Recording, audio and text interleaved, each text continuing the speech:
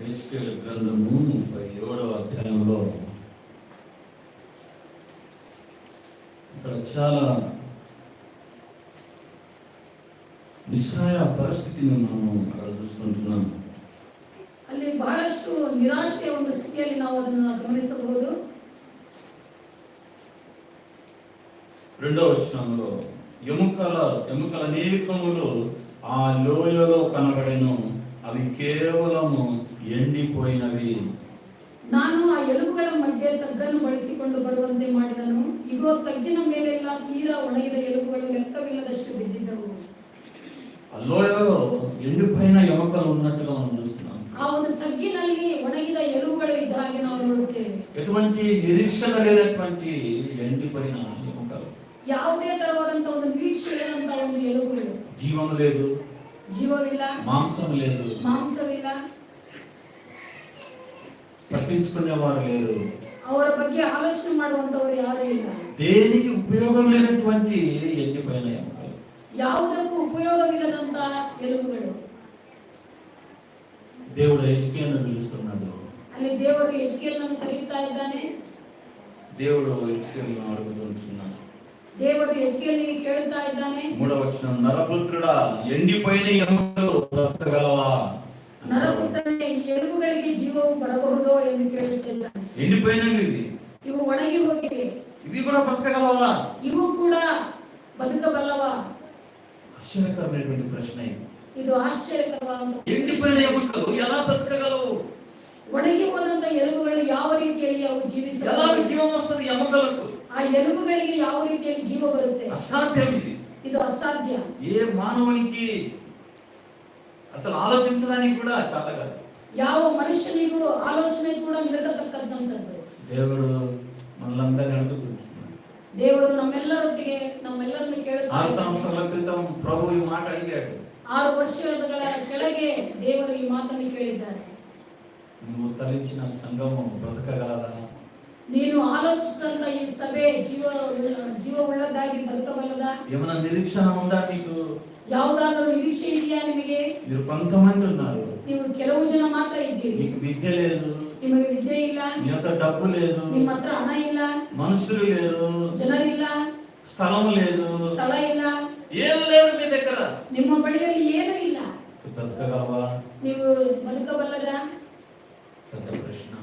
ಅದು ಒಂದು ದೊಡ್ಡ ಪ್ರಶ್ನೆ ಆಗಿದೆ. 6 సంవత్సరాల క్రితం 6 ವರ್ಷದ ಕೆಳಗೆ ఇదే ప్రశ్న ప్రభు అడిగినట్టుగా మనం చూస్తున్నాం. ಇದೇ ಪ್ರಶ್ನೆಯನ್ನು ದೇವರು ಕೇಳಿದ ಹಾಗೆ ನೋಡುತ್ತೇವೆ. హెచ్కేల్ ఏమన్నాడో తెలుసా? ಯೆಜ್ಕೇಲ ಏನು ಹೇಳಿದನು ಗೊತ್ತಾ? ప్రభా నీకే తెలుసా. ಕರ್ತನೇ, ಅದು ನಿಮಗೆ ಗೊತ್ತುಂಟು. చూడండి అక్కడ, ಕರ್ತನಾದ ಯೆಹೋವನೇ, ప్రభువా యెహోవా, ನೀನೇ ಬಲ್ಲ ಎಂದು ಉತ್ತರ ಕೊಡು. అది నీకే తెలుసు అంటున్నాడు. ಅದು ಕರ್ತನಾದ ಯೆಹೋವನೇ, ಅದು ನಿನಗೆ ಗೊತ್ತುಂಟು. నాకు తెలియదు ప్రభా దీని గురించి. ಇದರ ಬಗ್ಗೆ ನನಗೆ ಗೊತ್ತಿಲ್ಲ ఈ ಕರ್ತನೇ. ఎముకలు ఎలా బ్రతకగలవు? ಈ ಎಲುಬುಗಳು ಯಾವ ರೀತಿಯಲ್ಲಿ అది ಬದುಕಬಲ್ಲವು? నాకు తెలియదు. ಅದು ನನಗೆ ಗೊತ್ತಿಲ್ಲ. నీకైతే అంతా తెలుసు. ನಿನಗಾದ್ರೆ ಎಲ್ಲವೂ ಗೊತ್ತು. నువ్వు దేవునివి, ನೀವು ದೇವರಾಗಿ, సర్వాధికారివి, ಸರ್ವ ಅಧಿಕಾರವುಳ್ಳವರು, సృష్టికర్తవు నువ్వు. ಸೃಷ್ಟಿಕರ್ತನಾಗಿ ఏమైనా చేయగలవు. ಏನಾದರೂ ಮಾಡಬಲ್ಲಿರಿ. ఎండిపోయిన ఎముకలను తీసుకొని ఏమైనా చేయగలవు. ಒಣಗಿದ ಎಲುಬುಗಳನ್ನು ತೆಗೆದುಕೊಂಡು ಏನಾದರೂ ಮಾಡಬಲ್ಲಿರಿ. నీకే తెలుసు. ನಿಮಗೆ ಗೊತ್ತುಂಟು. నాకు తెలియదు ప్రభా. ನನಗೆ ಗೊತ್ತಿಲ್ಲ ಕರ್ತನೇ. అటువంటి పరిస్థితిలో ಅಂತ ಒಂದು ಪರಿಸ್ಥಿತಿಯಲ್ಲಿ ఈ చిన్న సంఘం ఒకప్పుడు ఉన్నది. ಈ ಚಿಕ್ಕ ಸಭೆ ಆ ಒಂದು ಸಮಯದಲ್ಲಿ ಇತ್ತು. అనేకలకు తెలియదు ఈ విషయం. ಈ ವಿಷಯ ಅನೇಕರಿಗೆ ಗೊತ್ತಿಲ್ಲ. కొంతమందికే తెలిసే విషయం. ಕೆಲವು ಜನರಿಗೆ ಮಾತ್ರ ಇದು ಗೊತ್ತು. నిస్సహాయ పరిస్థితి, ನಿಸ್ಸಹಾಯಕವಾದಂತ ಒಂದು ಸ್ಥಿತಿಯಲ್ಲಿ ఎండిన ఎముకలు. ಒಣಗಿದಂತ ಎಲುಬುಗಳು, ఆ ఎముకలను తీసుకొని ಆ ఎలుబుಗಳನ್ನು ತೆಗೆದುಕೊಂಡು దేవుడు గొప్ప కార్యాలను 6 సంవత్సరాలు చేశాడు. ದೇವರು ದೊಡ್ಡ ಕಾರ್ಯಗಳನ್ನು ಈ 6 ವರ್ಷಗಳಲ್ಲಿ ಮಾಡಿದ್ದಾರೆ. అప్పుడు ప్రభు అన్నాడు, ಆಗ ಕರ್ತನು ಹೇಳಿದ್ದಾರೆ, నేనేం చేయను, ನಾನೇನು ಮಾಡುವುದಿಲ್ಲ. నీవు శ్వాసను ఊదాలి. ನೀನು ಉಸಿರನ್ನು ಊದಬೇಕು. నేనేం చేయను. ನಾನೇನು ಮಾಡುವುದಿಲ್ಲ. నీ శ్వాసను నువ్వు ఊదాలి వాటి మీద. ನಿನ್ನ ಒಂದು ಶ್ವಾಸವನ್ನು ನೀನು ಊದಬೇಕು. హెచ్కేల్ చాలా నిరాశతో ఉంటున్నాడు. ಯೆಜ್ಕೇಲನು ಬಹಳ ನಿರಾಶೆಯಿಂದಿದ್ದನು, దుఃఖంతో ఉంటున్నాడు, ದುಃಖದಿಂದಿದ್ದನು, నమ్మలేని పరిస్థితిలో ఉంటున్నాడు. ನಂಬಲಿಕ್ಕಾಗದಂತ ಒಂದು ಸನ್ನಿವೇಶದಲ್ಲಿದ್ದನು. ప్రభు అంటున్నాడు, నువ్వు శ్వాస ఊదాలి, నేను ఊదను. ನೀನು ಅವರಲ್ಲಿ ಉಸಿರನ್ನು ಹಾಕಬೇಕು. ఏదైతే తోటలో నేను ఊదిన, ಏದೆನ್ ತೋಟದಲ್ಲಿ ನಾನು ಉಸಿರನ್ನು ಹಾಕಿದ್ದೇನೆ, ಮಾನವರಿದ್ದಾರೆ, ಮನುಷ್ಯನು ಉಂಟಾದನು. ಏನು ಊದಲಿ? ನಾನು ಊದುವುದಿಲ್ಲ, ಊದಲಿ. ನೀನು ಊದಬೇಕು. ఉదయం ఈ ಮುಂಜಾನೆ ವೇಳೆಯಲ್ಲಿ మనందరం కూడా ఊదేటువంటి వ్యక్తులుగా సంఘంలో ఉండాలి. ನಾವೆಲ್ಲರೂ ಸಹ ಊದುವಂತವರಾಗಿ ಸಭೆಯಲ್ಲಿರಬೇಕು. నీ శ్వాస చాలా అవసరం ఉంది సంఘానికి. ನಿನ್ನ ಉಸಿರು ಸಭೆಗೆ ಎಷ್ಟು ಅವಶ್ಯಕತೆ ಇದೆ. ప్రతి ఒక్కరి శ్వాస సంఘానికి అవసరం ఉంది ప్రియులారా. ಪ್ರತಿಯೊಬ್ಬರ ಒಂದು ಉಸಿರು ಅವಶ್ಯಕತೆ ಇದೆ. ప్రభు గొప్ప కార్యాలను చేయించున్నాడు సంఘంలో. ದೇವರು ದೊಡ್ಡ ಕಾರ್ಯಗಳನ್ನು ಸಭೆಯಲ್ಲಿ ಮಾಡಿದ್ದಾರೆ. ఆ దినమును ఈ దినముకు పోలిస్తే భూమి ఆకాశం అంత వ్యత్యాసంగా. ಆ ದಿನಕ್ಕೆ ಈ ದಿನಕ್ಕೆ ನಾವು ಹೋಲಿಸುವುದಾದರೆ ಭೂಮಿ ಆಕಾಶಗಳಿಗಿಂತ ವ್ಯತ್ಯಾಸವಾಗಿದೆ. కొంతమంది ఏమన్నారంటే, ಕೆಲವರು ಏನ್ ಹೇಳಿದಾರೆಂದರೆ అయిపోయింది, ಇನ್ನು ಮುಗೀತು, ఏం లేదు. ಇನ್ನೇನು ಇಲ್ಲ. ఒక ఆయన ఏమన్నాడంటే, ಒಬ್ಬ ಏನ್ ಹೇಳಿದನೆಂದ್ರೆ ఫోన్ చేసి ಕರೆ ಮಾಡಿ, ఇక్కడ చాలా మంది ఏమంటున్నారంటే, ఇంకా విజయ్ కుమార్ దేశ దిమ్మరై తిరుగుతాడు, ವಿಜಯ್ ಕುಮಾರ್ ದೇಶ ಭ್ರಷ್ಟನಾಗಿ ಅಲೆಯುತ್ತಾನೆ ಎಂಬುದಾಗಿ ಹೇಳಿದರು. నాకు ఫోన్ చేసి చెప్పాడు ఈ మాట. ಕರೆ ಮಾಡಿ ಹೇಳಿದ್ರು ಈ ಮಾತನ್ನು. ఇంకా అయిపోయింది విజయ్ కుమార్. ವಿಜಯ್ ಕುಮಾರ್ ಕತೆ ಮುಗೀತು. అంటే ప్రభుని అడుగుతున్నాడు, ಆದ್ರೆ ಕರ್ತನನ್ನು ಕೇಳ್ತಾ ಇದ್ದಾನೆ, ఈ అమ్మకలు బ్రతకగలవా? ಈ ಎಲುಬುಗಳು ಜೀವ ಉಳ್ಳವುಗಳಾಗುವ? నీవు శ్వాసను ఊదాలి. ನೀನು ಶ್ವಾಸವನ್ನು ಊದಬೇಕು. ఎజికేలు అర్థం కావాలి ఏం చేయాలి. ಎಜ್ಕೇಲನಿಗೆ ಅರ್ಥ ಆಗ್ತಾ ಇಲ್ಲ ಏನು ಮಾಡಬೇಕೆಂಬುದಾಗಿ. ఇక్కడ 8వ వచనం మనం చదివితే, 8ನೇ ವಚನದಲ್ಲಿ ನಾವು ಓದುವಾಗ, నేను చూచుచుండగా నరములను మాంసమును వాటి మీదికి వచ్చెను. ನಾನು ನೋಡಲಾಗಿ ಆಹಾ ಅವುಗಳ ಮೇಲೆ ನರಗಳು ಹಬ್ಬಿಕೊಂಡವು, ಮಾಂಸವು ಹರಡಿಕೊಂಡಿತು. ఎముకల మీదకి నరాలు మాంసం వస్తున్నాయి. ಆ ಎಲುಬುಗಳ ಮೇಲೆ ನರಗಳು ಮಾಂಸವು ಹರಡಿಕೊಳ್ಳುತ್ತಾ ఎంత ಇದೆ. అద్భుతమైనటువంటి విషయం. ಎಷ್ಟು ಅದ್ಭುತಕರವಾದ ಒಂದು ಸಂಗತಿ. ప్రభు ఈ సంఘం విషయంలో కార్యం చేశాడు పిల్లరా. ಈ ಸಭೆ ವಿಷಯದಲ್ಲಿ ದೇವರು ಈ ಕಾರ್ಯವನ್ನು ಮಾಡಿದ್ದಾನೆ ಪ್ರಿಯರೇ. కొంతమంది నరాలుగా వచ్చారు, ಕೆಲವರು ನರಗಳ ಹಾಗೆ ಬಂದರು, కొంతమంది మాంసంగా వచ్చారు. ಕೆಲವರು ಮಾಂಸದ ಹಾಗೆ ಬಂದರು. చాలా ఆశ్చర్యం జరిగింది ఆ కాలం. ಆ ಸಮಯದಲ್ಲಿ ಬಹಳ ಆಶ್ಚರ್ಯಕರವಾದಂತ ವಿಷಯ ನಡೆಯಿತು.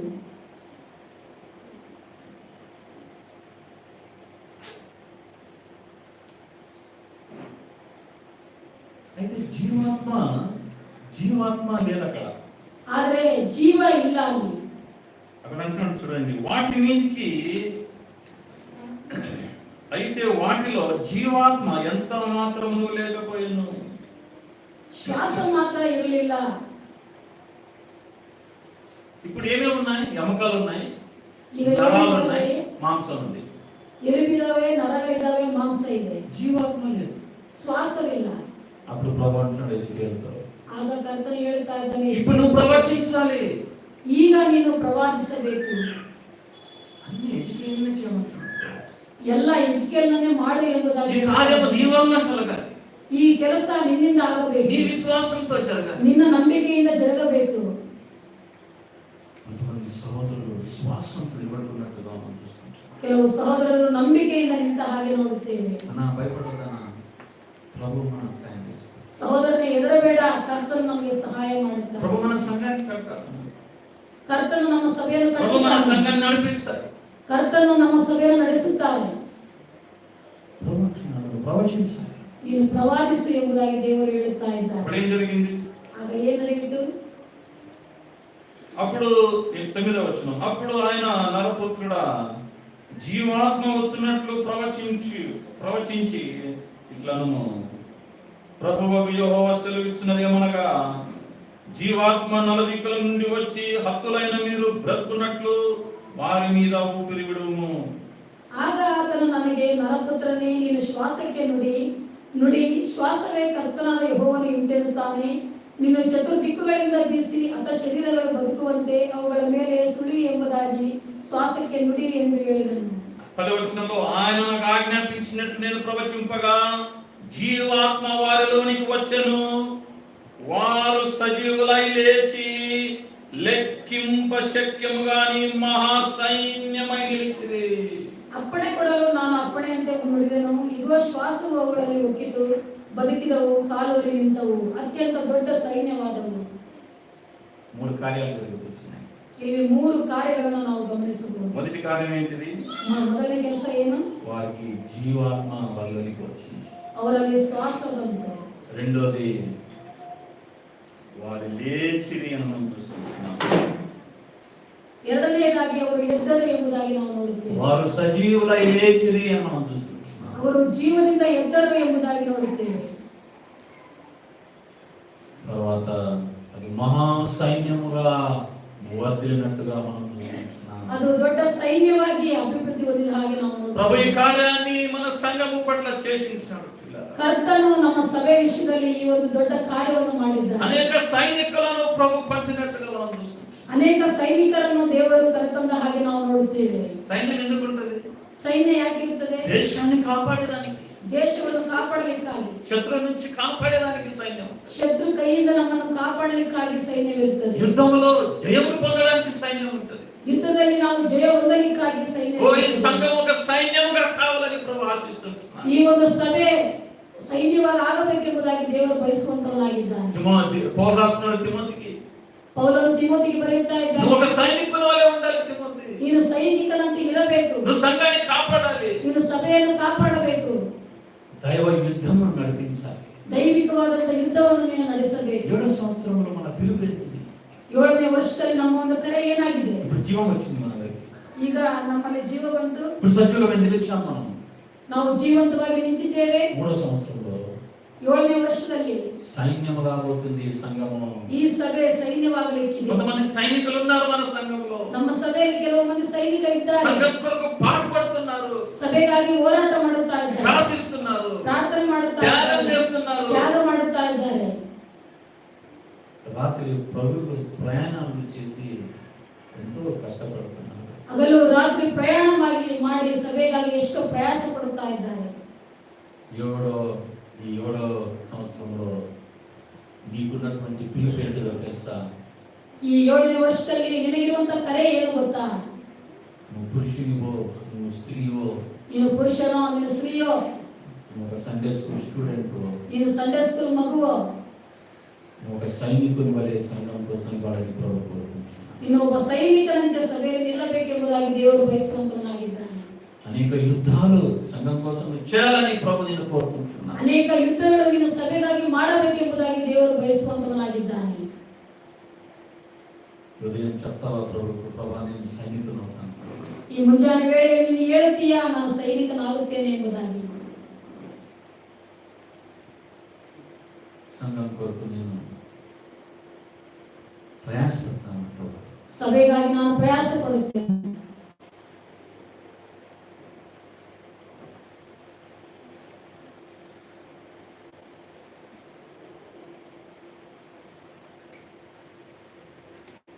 సంఘంకు ఉన్నటువంటి పిలుపును తెలుసుకునే అవసరం మనందరికీ చాలా ఉంది. ಸಭೆಗಿರುವಂತ ಕರೆಯನ್ನು ನಾವು ತಿಳಿದುಕೊಳ್ಳುವಂತದ್ದು ಬಹಳ ಅವಶ್ಯಕತೆ ಇದೆ ಪ್ರಿಯರೇ. వచ్చే వారాలలో ಬರುವಂತ ವಾರಗಳಲ್ಲಿ సంఘం గురించి నేను అనేక విషయాలు మాట్లాడబోతున్నాను. ಸಭೆಯ ಬಗ್ಗೆ ಅನೇಕ ವಿಷಯಗಳನ್ನು ನಾನು ಮಾತನಾಡಲಿಕ್ಕಿದ್ದೇನೆ. సంఘంను తెలుసుకోవాలి, ಸಭೆಯನ್ನು ತಿಳಿದುಕೊಳ್ಳಬೇಕು. ఉదయం ప్రశ్న ఏంటిది? ಈ ಮುಂಜಾನೆ ವೇಳೆಯಲ್ಲಿ ಪ್ರಶ್ನೆ ಏನು? ఒక నాగరికునిగా ఉంటావా, సైనికునిగా ఉంటావా? ಒಬ್ಬ ಸಾಮಾನ್ಯ ಪ್ರಜೆಯಾಗಿರ್ತೀಯಾ, ಸೈನಿಕನಾಗಿರ್ತೀಯಾ? మన దేశంలో చాలా మంది నాగరికులు ఉంటున్నారు. ನಮ್ಮ ದೇಶದಲ್ಲಿ ಬಹಳಷ್ಟು ಜನ ಸಾಮಾನ್ಯ ಪ್ರಜೆಗಳಿದ್ದಾರೆ. వాళ్ళు సంపాదించుకుంటున్నారు, తింటున్నారు, తిరుగుతున్నారు, బ్రతుకుతున్నారు. ಚೆನ್ನಾಗಿ ದುಡಿತಾ ಇದ್ದಾರೆ, ಸಂಪಾದನೆ ಮಾಡ್ತಾ ಇದ್ದಾರೆ, ತಿಂತಾ ಇದ್ದಾರೆ, ತಿರುಗ್ತಾ ಇದ್ದಾರೆ. అయితే అదే మన దేశానికి సైనికులు ఉన్నారు. ಅದೇ ರೀತಿಯಲ್ಲಿ ನಮ್ಮ ದೇಶಕ್ಕೆ ಸೈನಿಕರು ಸಹ ಇದ್ದಾರೆ. దేవుని పిలుపు ఏంటిది? ದೇವರ ಕರೆ నువ్వు ఒక సైనికుని వలె ఉండాలి. ನೀನು ಒಬ್ಬ ಸೈನಿಕನಂತೆ ಇರಬೇಕೆಂಬುದಾಗಿ. యేసు ప్రభు తిరిగి వచ్చినప్పుడు ಯೇಸು ಸ್ವಾಮಿ ತಿರುಗಿ ಬಂದಾಗ ఆ సైనికునిగా జీవించినటువంటి వ్యక్తులను ఆయన మొదట పిలిచేవారిగా ఉంటున్నారు. ಸೈನಿಕರಂತೆ ನಿಂತಂತವರನ್ನು ದೇವರು ಮೊದಲು ಕರೆಯಲಿಕ್ಕಿದ್ದಾನೆ. సంఘం కోసం ప్రయాసపడేటువంటి వారిగా ప్రభు మనల్ని పిలుస్తున్నాడు. ಸಭೆಗಾಗಿ ಪ್ರಯಾಸ ಪಟ್ಟಂತವರನ್ನ ದೇವರು ಕರೆಯಬೇಕೆಂದಿದ್ದಾನೆ. గొప్ప సైన్యం ఎముకలు గొప్ప సైన్యముగా కావడం ఎంత అద్భుతమైనటువంటి విషయం. ಒಣಗಿದ ಎಲುಬುಗಳು ದೊಡ್ಡ ಸೈನ್ಯವಾಗಿ ಮಾರ್ಪಟ್ಟದ್ದನ್ನು ಅದು ದೊಡ್ಡ ವಿಶೇಷವಾದ ಸಂಗತಿಯಾಗಿದೆ. చాలా మంది మనం తక్కువ చూపు చూశారు. ಅನೇಕರು ನಮ್ಮನ್ನು ಬಹಳ ಕಡಿಮೆಯಾಗಿ ನೋಡಿದರು. వీరికి ఎవరు లేరు, ಇವರಿಗೆ ಯಾರು ಇಲ್ಲ, సెటిల్మెంట్ వీళ్ళందరూ ಇವರೆಲ್ಲರೂ ಸೆಟಲ್ಮೆಂಟ್ ನವರು, వారికి చదువు రాదు, ఏం రాదు. ಅವರಿಗೆ ವಿದ್ಯೆ ಇಲ್ಲ, ಏನೂ ಇಲ್ಲ. మేము ఎవరికి తెలుసా? ನಮ್ಗೆ ಯಾರು ಗೊತ್ತು? మేము ఎవరికి తెలుసా? ನಾವು ಯಾರು ಗೊತ್ತಾ? దావీదు 5 రాళ్ళు తీసుకున్నాడే, ఆ రాళ్ళం మేము. దావీదును 5 కల్లుಗಳನ್ನು ಆರಿಸಿಕೊಂಡನಲ್ಲ, ಆ ಕಲ್ಲುಗಳು ನಾವು. మాకు ఆ సైన్యం మాకు నడవవు అవన్నీ. మాకు అచ్చుబాటు లేదు ఆ సైన్యం కొనే డ్రెస్ అయింది. ಆ ಸೈನಿಕರು ಹಾಕಿಕೊಳ್ಳುವಂತ ಆಯುಧಗಳು ನಮಗೆ ಹೊಂದಾಣಿಕೆ ಆಗುವುದಿಲ್ಲ. ಆ ದಾವೀದನಿಗೆ ಟಿ-ಶರ್ಟ್ ಹಾಕಿ ಬರುವೈತೆ, ದಾವೀದನಿಗೆ ಹಾಕಿದ್ರೆ ನಮಗೆ ಭಾರ ಆಗ್ತಾ ಇದೆ, ತೆಗೀರಿ ಎಂಬುದಾಗಿ ಹೇಳಿದನು. ఏం ఏర్పరుచుకున్నాడు? ಯಾವುದನ್ನು ಆರಿಸಿಕೊಂಡನು? 5 రాళ్ళు, 5 ಕಲ್ಲುಗಳನ್ನು ಆರಿಸಿಕೊಂಡನು. అందరు నవ్వుతా ఉన్నారు, ಎಲ್ಲರೂ ನಗಾಡ್ತಾ ಇದ್ರು. ఇవిడు రాళ్ళు తీసుకుంటాడు, ಇವನೇ ನೀವು ಕಲ್ಲುಗಳನ್ನ ಆರಿಸಿಕೊಂಡ್ತಾ ಇದ್ದಾರೆ. గొలియాతును కొట్టడానికి రాళ్ళు తీసుకుంటున్నాడు. ಅಷ್ಟು ದೊಡ್ಡ ಗೊಲ್ಯಾತನನ್ನು ಹೊಡೆಯಲಿಕ್ಕೆ ಕಲ್ಲುಗಳನ್ನು ಆರಿಸಿಕೊಳ್ಳುತ್ತಾ మేము ಇದ್ದಾರೆ. 5 రాళ్ళం మేము. ನಾವು ಕೇವಲ 5 ಕಲ್ಲುಗಳು ಮಾತ್ರ. గొలియాతును చంపుతాం మేము. ನಾವು ಗೊಲ್ಯಾತನನ್ನು ಕೊಲ್ಲುತ್ತೇವೆ. అటువంటి వాళ్ళు కాదు. ಅಂತವ್ರು ಇಂಥವರಲ್ಲ ನಾವು. గొలియాతును చంపేవాళ్ళం మేము. ನಾವು ಗೊಲ್ಯಾತನನ್ನು ಕೊಲ್ಲುವಂತವರು.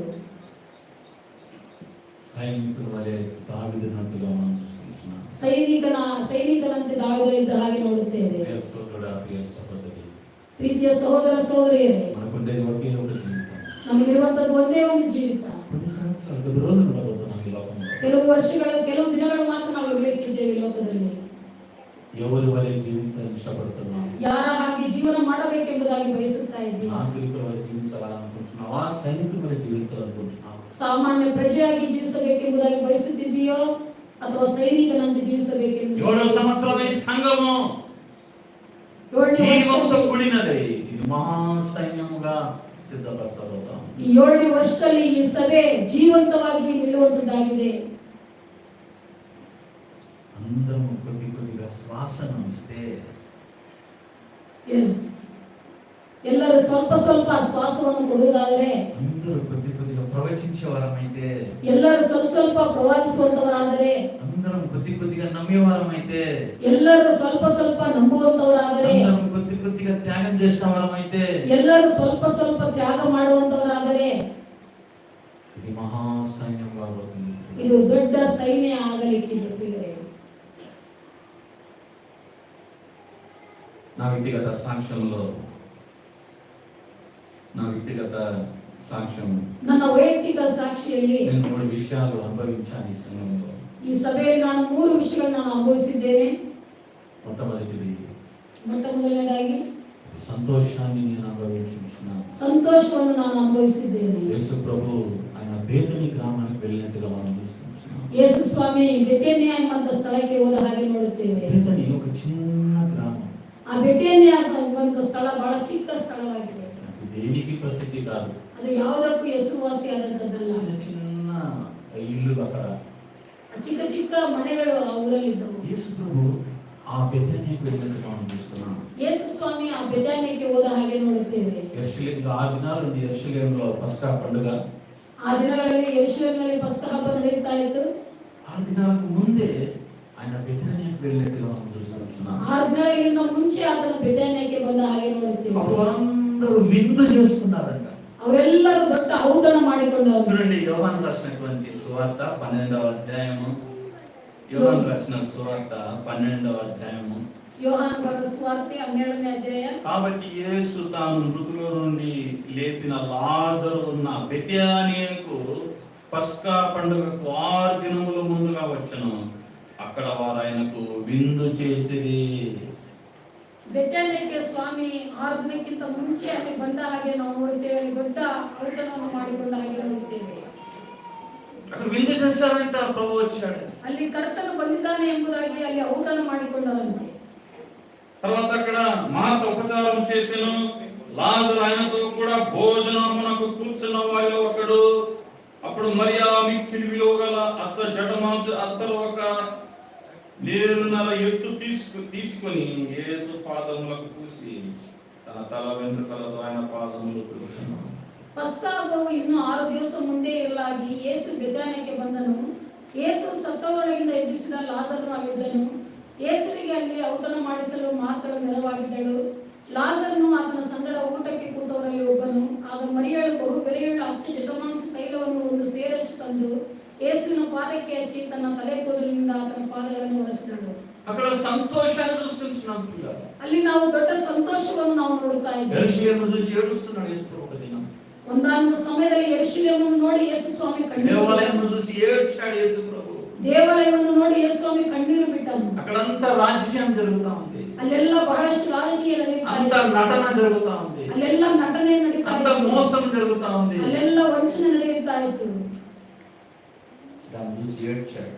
ಅದನ್ನು ಗಮನಿಸಿ ಸ್ವಾಮಿ ಕಣ್ಣೀರು బెతనియా ಬಿಟ್ಟನು. అనేటువంటి చిన్న పల్లెలో ಆ ಬೆಥಾನ್ಯ ಎಂಬಂತ ಒಂದು ಚಿಕ್ಕ ಸ್ಥಳದಲ್ಲಿ ఆయన ఆనందిస్తున్నాడు. ಅಲ್ಲಿ ಸ್ವಾಮಿ ಸಂತೋಷ ಪಟ್ಟ ಹಾಗೆ అక్కడ ನೋಡುತ್ತಾರೆ. సామాన్యులు ఉన్నారు. ಅಲ್ಲಿ ಸಾಮಾನ್ಯ ಜನರಿದ್ದಾರೆ. వాళ్ళు శ్రీమంతులు కాదు. ಅವರು ಐಶ್ವರ್ಯವಂತರಲ್ಲ. వాళ్ళకి పాటలు బాగా రావు. ಅವರು ಆಡಲಿಕ್ಕೆ ಬರೋದಿಲ್ಲ. వారు పెద్ద పెద్ద బోధకులు కాదు. ಅವರು ದೊಡ್ಡ ದೊಡ್ಡ ಪ್ರಸಂಗ వారు ಮಾಡುತ್ತಾರೆ. సామాన్యులు. ಅವರು ಸಾಮಾನ್ಯ అది ಜನರು. ఒక విందు చేస్తున్నారు. ಆದ್ರೆ ಅಲ್ಲಿ ಒಂದು ದೊಡ್ಡ ಔತಣವನ್ನು అక్కడ ನಡೆಸುತ್ತಾರೆ. సహవాసం ఉంది. ಅಲ್ಲಿ ಒಂದು ಸಹವಾಸ ಇದೆ. బెతనియాలో ఏముంది? ಬೆಥಾನ್ಯದಲ್ಲಿ ಏನಿದೆ? బెతనియాలో సంతోషం ఉంది. ಬೆಥಾನ್ಯದಲ್ಲಿ ಸಂತೋಷವಿದೆ. బెతనియాలో సహవాసం ఉంది. ಬೆಥಾನ್ಯದಲ್ಲಿ ಸಹವಾಸವಿದೆ. ఓ మన సంఘం ఒక చిన్న బెతనియా వలె కావాలని ప్రవాసిస్తున్నాం. ನಮ್ಮ ಒಂದು ಸಭೆ ಚಿಕ್ಕ ಬೆಥಾನ್ಯ ಸ್ಥಳದ ಹಾಗೆ ಆಗಬೇಕೆಂಬುದಾಗಿ ఓ మన పెద్ద బిల్డింగ్ లేదు. ನಮಗೆ ದೊಡ್ಡ ಕಟ್ಟಡವಿಲ್ಲ. మనకు ఆడంబరం లేదు. ನಮಗೆ ಯಾವುದೇ ತರವಾದಂತ ಆಡಂಬರವಿಲ್ಲ. సంతోషం ఉంది. ಸಂತೋಷವಿದೆ. సహవాసం ఉంది. ಅನ್ಯೋನ್ಯತೆ ಇದೆ. ఓ 7వ సంవత్సరంలో ಈ 7ನೇ ವರ್ಷದಲ್ಲಿ ప్రభు మనకు మంచి సహవాసం ఇవ్వబోతున్నాడు. ಒಂದು ಒಳ್ಳೆಯ ಅನ್ಯೋನ್ಯತೆಯನ್ನು ದೇವರು ఓ ಕೊಡ್ಲಿಕ್ಕೆ ప్రభు మన చిన్న పాలెంకి వచ్చాడు, మన ఊరికి వచ్చాడని వారు ఎంతో సంతోషపడ్డారు. ಕರ್ತನು ನಮ್ಮ ಚಿಕ್ಕ ಊರಿಗೆ ಬಂದಿದ್ದಾನೆ ಎಂಬುದಾಗಿ ಅವರು ಎಷ್ಟೋ ಸಂತೋಷ ಪಟ್ಟರು. నీ జీవితంలో సంతోషం ఉందా? ನಿನ್ನ ಜೀವಿತದಲ್ಲಿ ಸಂತೋಷವಿದೆ. 6 సంవత్సరాలలో నువ్వు సంతోషం అనుభవించావా సంఘంలో? ಸಭೆಯಲ್ಲಿ 6 ವರ್ಷಗಳ ಕಾಲ ನೀನು ಸಂತೋಷವನ್ನು ಅನುಭವಿಸಿದ್ದೀಯಾ? నమ్మట్లయితే నేనెంతో ఆనందించాను. ನನ್ನಷ್ಟಕ್ಕೆ ನಾನು ಹೇಳೋದಾದ್ರೆ ನಾನು ತುಂಬಾ ಸಂತೋಷ ಪಟ್ಟಿದ್ದೇನೆ. రెండోది, ಎರಡನೇದಾಗಿ ప్రభు నాకు నవ్వునిచ్చాడు. ಕರ್ತನು ನನಗೆ ನಗುವನ್ನು ಕೊಟ್ಟಿದ್ದಾನೆ. నవ్వు చాలా మంచిది కదా. ನಗು ಬಹಳ ಒಳ್ಳೆಯದಲ್ವಾ? మనం నవ్వాలని ఇష్టపడతాం. ನಾವು ನಗಬೇಕೆಂಬುದಾಗಿ ಬಯಸುತ್ತೇವೆ. నవ్వు విచిత్రమైంది. ಆ ನಗು ಅನ್ನುವಂಥದ್ದು ಬಹಳ ವಿಚಿತ್ರವಾದದ್ದು. మానవునికి మరి అది ఎలా ఇచ్చాడో ప్రభు ఏంటో నాకు తెలియదు. ಮನುಷ್ಯನಿಗೆ ದೇವರಿಗೆ ಯಾವುದಕ್ಕಾಗಿ ಕೊಟ್ಟರೋ ನನಗೆ ಗೊತ್ತಿಲ್ಲ. ఏదైనా ఒక సంతోషం అప్పుడు మనకు నవ్వు వస్తుంది. ಯಾವುದಾದ್ರು ಸಂತೋಷ ಅವನ್ನ ನೋಡಿದಾಗ ನಮಗೆ ನಗು ಬರುತ್ತೆ. ప్రభు మనకు నవ్వునిచ్చాడు. ಕರ್ತನು ನಮಗೆ ನಗುವನ್ನು ಉಂಟು ಮಾಡಿದ್ದಾನೆ. సారా చాలా దినాలైంది నవ్వలేదు. ಸಾರಳು ಅನೇಕ ದಿನ ಆಯ್ತು ಆಕೆ ನಗಾಡಲಿಲ್ಲ. నవ్వాలనుకుంటా ఉంది. ನಗಬೇಕೆಂಬುದಾಗಿ ಬಯಸಿದಳು. నవ్వు రావడం లేదు. ಆದ್ರೆ ನಗು ಬರ್ತಾ ಇಲ್ಲ. దుఃఖం వస్తా ఉంది. ದುಃಖ ಆಗ್ತಾ ಇದೆ. ఎవరన్నా ఎదురైతే ಯಾರಾದ್ರೂ ಎದುರಿಗೆ ಬಂದ್ರೆ నవ్వినట్టు నటిస్తా ఉంది కానీ నవ్వు లేదా అప్పుడు. ನಗಾಡಿದ ಹಾಗೆ ಆಕೆ ನಟನೆ ಮಾಡುತ್ತಿದ್ದಾಳೆ ಹೊರತು ಆಕೆ ನಿಜವಾದಂತ ಸಂತೋಷ ಇರಲಿಲ್ಲ. పిల్లలు లేరు, ಮಕ್ಕಳಿರಲಿಲ್ಲ. అందరూ ఎదురు చూస్తున్నారు. ಎಲ್ಲರೂ ಎದುರು ನೋಡ್ತಾ ಇದ್ದಾರೆ. ప్రభు అన్నాడు, లేదు సమయం వచ్చింది, ఇప్పుడు మీకు పిల్లలు కాబట్టి. ದೇವರ ಸಮಯ ಬಂದಿದೆ, ಈಗ ನಿಮಗೆ ಮಕ್ಕಳಾಗಲಿಕ್ಕಿದ್ದಾರೆ. అప్పుడు తెలియకుండా నవ్వింది. ಆಗ ತಿಳಿಯದ ಹಾಗೆ ಆ ಕಡೆ ನಕ್ಕಳು. ఇదేంటి దేవుడు జోక్ చేస్తున్నాడు, ದೇವರು ಹಾಸ್ಯ ಮಾಡ್ತಾ ಇದ್ದಾರೆ, ಇದೇನಿದು, ఈ వయసులో ఏంది పిల్లలు పాపం, ಈ ವಯಸ್ಸಿನಲ್ಲಿ ಮಕ್ಕಳು ಆಗುವುದು ಹೇಗೆ ಸಾಧ್ಯ? పిల్లలు అయ్యేటప్పుడు ఇవ్వలేదు కానీ ఇప్పుడేందో పిల్లలు ఇస్తున్నాడు. ಮಕ್ಕಳು ಬೇಕಾದಾಗ ಕೊಡ್ಲೇ ಇಲ್ಲ, ಈಗೇನ್ ಕೊಡೋದು ಅಂತ ಹೇಳಿದ್ರು. దేవుడు చూసిండు సారా నవ్వేది. ಸಾರಾ ನಗುವುದನ್ನ ದೇವರು ನೋಡಿದರು. చెప్పిండు, ఏం అబ్రహాం సారా చాలా నవ్వుతా ఉంది. ಏನಪ್ಪ ಇದು, ಸಾರಾ ತುಂಬಾ ನಗಾಡ್ತಾ ಇದ್ದಾಳೆ. నేను నిజమైన నవ్విస్తున్నాను సారాకి, ನಾನು ನಿಜವಾದಂತ ಸಂತೋಷವನ್ನು ನಗುವನ್ನು ಕೊಡುತ್ತೇನೆ ಎಂಬುದಾಗಿ ಸ್ವಾಮಿ ಹೇಳಿದರು. గర్భవతి అయ్యి ఇస్సాకును కన్నట్టుగా ಆಕೆ ಗರ್ಭಧರಿಸಿ ಇಸ್ಸಾಕನನ್ನು ಹಡೆದ ಹಾಗೆ ನೋಡುತ್ತಾರೆ. సారా ఏమన్నా తెలుసా? ಆಗ ಸಾರಾ ಏನ್ ಹೇಳಿದ್ರು ಗೊತ್ತಾ? చూడండి, ఆదికాండం 21వ అధ్యాయం, ಆದಿಕಾಂಡ 21ನೇ ಅಧ್ಯಾಯ, ఆదికాండం 21వ అధ్యాయం 6వ వచనంలో, ಆದಿಕಾಂಡ 21 6ನೇ ವಚನ. ఓ దేవుడు ఏ వచనం అది? 6వ వచనము, దేవుడు నాకు నవ్వు కలగజేశాను. ದೇವರು ನನ್ನನ್ನು ನಗುವಂತೆ ಮಾಡಿದ್ದಾನೆ. ఎవరు నవ్వితే ఎవరు చేశారంట? దేవుడు. ఎంత అద్భుతమైనటువంటి మాట పిల్లలు. నగువంతను యారు ಮಾಡಿದರು? మేము కూడా కొన్ని దినం నవ్వలేదు. ನಾವು ಕೂಡ ಸ್ವಲ್ಪ ದಿನಗಳ ಕಾಲ ನಗಲಿಲ್ಲ. నవ్వాలనుకుంటున్నాం, ನಗಬೇಕಂತ ಅನ್ಕೊಂಡ್ವಿ, నవ్వు రావడం లేదు. ನಗು ಬರ್ತಾ ಇರಲಿಲ್ಲ. తర్వాత ఇంకా నవ్వు ఆగటం లేదు. ಆ ನಂತರ ಆ ನಗು ನಿಲ್ಲುತ್ತಾನೇ ಇಲ್ಲ. ఇంకా నవ్వుతానే ఉన్నాం. ನಾವು ನಗುತ್ತಾನೇ ಇದ್ದೀವಿ. నవ్వుతానే ఉన్నాం 6 సంవత్సరాలు. 6 ವರ್ಷಗಳಿಂದ ನಾವು ನಗುತ್ತಾನೇ ಇದ್ದೇವೆ. ఈరోజు నేను సాక్ష్యం ఇస్తున్నాను. ನಾನು ಸಾಕ್ಷೀಕರಿಸ್ತಾ ಇದ್ದೇನೆ. దేవుడు నాకు నవ్వు కలుగజేశాడు. ದೇವರು ನನಗೆ ನಗನ್ನುಂಟು ಮಾಡಿದ್ದಾನೆ. సంఘం అనేకులు ఉన్నారు, ఈ మాట వారు కూడా చెప్పగలరు ఈ మాట. ಸಭೆಯಲ್ಲಿ ಅನೇಕರಿದ್ದಾರೆ, ಈ ಮಾತನ್ನು ಅವರು ಸಹ ಹೇಳಬಲ್ಲರು. సారా అనుకున్నది అయిపోయింది, ఇంకా మా జీవితం. ಸಾರಳ ನೆನೆಸಿಲ್ಲೋ ಇನ್ನು ಮುಗಿತು ನಮ್ಮ ಕಥೆ. ఇంకా మా చరిత్ర అయిపోయింది, ನಮ್ಮ ಒಂದು ಇತಿಹಾಸ ಮುಗಿದೋಯ್ತು ಅಂತ ఏమో అనుకున్నాం, ఇస్తాడని ఆయన ఇవ్వలేదు. ಏನೋ ಕೊಡ್ತಾನೆ ಅಂತ ಹೇಳಿ ನೆನೆಸಿದ್ವಿ, ಆದ್ರೆ ಆತನು ಕೊಡ್ಲಿಲ್ಲ. దినం అన్నది దేవుడు నాకు నవ్వు కలుగజేసాను. ಒಂದು ದಿನ ಹೇಳಿದಳು, ದೇವರು ನನಗೆ ನನ್ನನ್ನು ನಗುವಂತೆ ಮಾಡಿದ್ದಾನೆ. 7వ సంవత్సరంలో 7ನೇ ವರ್ಷದಲ್ಲಿ మనందరం ఇంకా నవ్వబోతున్నాం. ನಾವು ಇನ್ನೂ ಹೆಚ್ಚು ನಗುವನ್ನು ನಗಲಿಕ್ಕಿದ್ದೇವೆ. ఈ విషయాన్ని నమ్మేవారిగా మనం ఉండాలి. ಈ ವಿಷಯವನ್ನು ನಾವು ನಂಬುವರಂತಿರಬೇಕು. అద్భుత కార్యాలు ప్రభు చేయబోతున్నాడు. ಕೆಲವು ಅದ್ಭುತ ಕಾರ್ಯಗಳನ್ನು ಕರ್ತನು అసాధారణమైనటువంటి కార్యాలు ప్రభు మనందరి జీవితాలలో చేయబోతున్నాడు. ಅಸಾಧ್ಯವಾದಂತಹ ಕಾರ್ಯಗಳನ್ನು ಕರ್ತನು ನಮ್ಮ ಬಳಿಯಲ್ಲಿ ಮಾಡಲಿಕ್ಕಿದ್ದಾನೆ. ಆತನು ನನ್ನನ್ನು ನಗುವಂತೆ ಮಾಡಿದ್ದಾನೆ. నమ్ముదామా? ಈ ಮುಂಜಾನೆ ವೇಳೆಯಲ್ಲಿ ನಂಬೋಣವಾ? నా కుటుంబంలో, ನನ್ನ ಕುಟುಂಬದಲ್ಲಿ, నా పిల్లల జీవితంలో, ನನ್ನ మಕ್ಕಳ జీవిತದಲ್ಲಿ, మా సంఘంలో, ನಮ್ಮ సభೆಯಲ್ಲಿ దేవుడు మాకు నవ్వు కలుగజేస్తున్నాడు. ದೇವರು ನಮ್ಮನ್ನು ನಗುವಂತೆ ಮಾಡಲಿಕ್ಕಿದ್ದಾನೆ. ముఖ్యంగా స్త్రీలారా, ಮುಖ್ಯವಾಗಿ ಸ್ತ್ರೀಯರೇ, దేవుడు మీకు నవ్వు కలుగజేస్తున్నాడు. ದೇವರು ನಿಮ್ಮನ್ನು ನಗುವಂತೆ ಮಾಡಲಿಕ್ಕಿದ್ದಾನೆ. మీకు మంచి ఈవులు ప్రభు ఇవ్వబోతున్నాడు. ಒಳ್ಳೆ ವರಗಳನ್ನು ದೇವರು ಕೊಡ್ಲಿಕ್ಕಿದ್ದಾರೆ. కష్టంగా ఉందేమో, ಸ್ವಲ್ಪ ಕಷ್ಟಕರವಾಗಿದೆಯೇನೋ, ఉన్నటువంటి భర్తలకు కూడా చెప్తున్నాను, ಇಲ್ಲಿರುವಂತಹ ಗಂಡಂದಿರಿಗೂ ಸಹ ಹೇಳ್ತಾ ಇದ್ದೇನೆ, కుటుంబాలకు చెప్తున్నాను, ಕುಟುಂಬಗಳಿಗೆ ಹೇಳ್ತಾ ಇದ್ದೇನೆ, దేవుడు నీకు నవ్వు కలుగజేస్తున్నాడు. ದೇವರು ನಿಮ್ಮನ್ನು ನಗುವಂತೆ ಮಾಡಲಿಕ್ಕಿದ್ದಾನೆ. చాలా నవ్వుతున్నాం 7వ సంవత్సరం. ಈ 7ನೇ ವರ್ಷದಲ್ಲಿ ತುಂಬಾ ನಗಲಿಕ್ಕಿದ್ದೀರಿ. మూడవది, ಮೂರನೇದಾಗಿ దేవుడు నాకు తృప్తినిచ్చినట్టుగా నేను చూసుకుంటున్నాను. ದೇವರು ನನಗೆ ತೃಪ್ತಿಯನ್ನು ಅನುಭವಿಸಿದ ಹಾಗೆ ನೋಡುತ್ತೇನೆ. తృప్తి చాలా అవసరం కదా. ತೃಪ್ತಿಕರವಾದ ವಿಷಯ ಬಹಳ ಅವಶ್ಯಕ. మనం ఏం చేసినా కూడా తృప్తిగా చేయాలని అనుకుంటాము. ನಾವು ಏನು ಮಾಡಿದರೂ ಸಹಿತ ತೃಪ್ತಿಕರವಾಗಿ ಮಾಡಬೇಕೆಂಬುದಾಗಿ ಬಯಸುತ್ತೇವೆ. ఒక చిన్న చా తాగితే, టీ తాగితే తృప్తిగా అనుభవిస్తాము. ಸ್ವಲ್ಪ ಟೀ ಕುಡಿದ್ರೆ ತೃಪ್ತಿಯಾಗಿ ಕುಡಿಯಬೇಕೆಂಬುದಾಗಿ ಅನಿಸುತ್ತದೆ. ఎండలో తిరిగి ఇంటికి వచ్చి కొన్ని చల్లనీరు తాగితే ఎంతో తృప్తి. ಬಿಸಿಲಿಗೆ ಓಡಾಡಿ ಬಂದು ಸ್ವಲ್ಪ ತಣ್ಣೀರು ಕುಡಿದ್ರೆ ಅದೆಷ್ಟೋ ತೃಪ್ತಿಕರವಾಗಿರುತ್ತದೆ. అయితే ప్రభు సంఘంలో, ಆದರೆ ಕರ್ತನ ಸನ್ನಿಧಿಯಲ್ಲಿ, ఆయన మందిరము ద్వారా, ఆయన ఆలయము ద్వారా సంఘమును తృప్తిపరిచినట్టుగా మనం చూస్తున్నాం. ಆತನ ಆಲಯದ ಮುಖಾಂತರ ಸಭೆಯನ್ನು ಆತನ ತೃಪ್ತಿಪಡಿಸುವ ಹಾಗೆ ನೋಡುತ್ತೇವೆ. 65వ కీర్తనలో, 65వ కీర్తన, ಕೀರ್ತನೆಗಳು 65, 65వ కీర్తన 4వ వచనంలో, ಕೀರ್ತನೆ 65 4ನೇ నీ ఆవరణంలో నివసించినట్లు నీవు ఏర్పరచుకొని చేసుకున్నవాడు ధన్యుడు. ನಿನ್ನ ಅಂಗಳದಲ್ಲಿ ವಾಸಿಸುವವರಾಗಿ ನಿನ್ನ ಸನ್ನಿಧಿಯಲ್ಲಿ ಸೇವೆ ಮಾಡೋದಕ್ಕೋಸ್ಕರ ಯಾರನ್ನು ಆರಿಸಿಕೊಳ್ಳುತ್ತೀಯೋ ಅವರೇ ಧನ್ಯರು. ನೀನು ವಾಸಿಸುವ ಮಹಾಪವಿತ್ರಾಲಯವು ಸೌಭಾಗ್ಯದಿಂದ ನಮಗೆ ತೃಪ್ತಿಯಾಗಲಿ. నీ పరిశుద్ధాలయం చేత, నీ మందిరంలోని మేలు చేత మేము తృప్తి పొందేదము అని మనం చూస్తున్నాం. ನೀನು ವಾಸಿಸುವ ಮಹಾಪವಿತ್ರಾಲಯದ ಸೌಭಾಗ್ಯದಿಂದ ನಮಗೆ ಸಂತೃಪ್ತಿಯಾಗಲಿ. ఇక్కడ దావీదు అంటున్నాడు, ಈ ದಾವೀದನು ಹೇಳ್ತಾನೆ, ప్రభువా నీ మందిరంలో నాకు తృప్తిని ఇచ్చావు ప్రభువా. ನಿನ್ನ ಅಂಗಳದಲ್ಲಿ ನನಗೆ ತೃಪ್ತಿಯನ್ನು ಕೊಟ್ಟಿದ್ದೀಯ ಕರ್ತನೇ. నీ వాక్యంలో నాకు తృప్తిని ఇచ్చావు. ನಿನ್ನ ವಾಕ್ಯದಲ್ಲಿ ನನಗೆ ಸಂತೃಪ್ತಿಯನ್ನು ಕೊಟ್ಟಿದ್ದೀರಿ. ఎక్కడుంది మానవునికి తృప్తి? ಎಲ್ಲಿದೆ ಮನುಷ್ಯನಿಗೆ ತೃಪ್ತಿ ಅನ್ನುವಂಥದ್ದು? ఎక్కడుంది ఆ సంతోషం? ఎక్కడుంది ಆ ಸಂತೋಷ ಎಲ್ಲಿದೆ? అది ఆయన మందిరంలో వచ్చినట్టుగా మనం చూస్తున్నాం.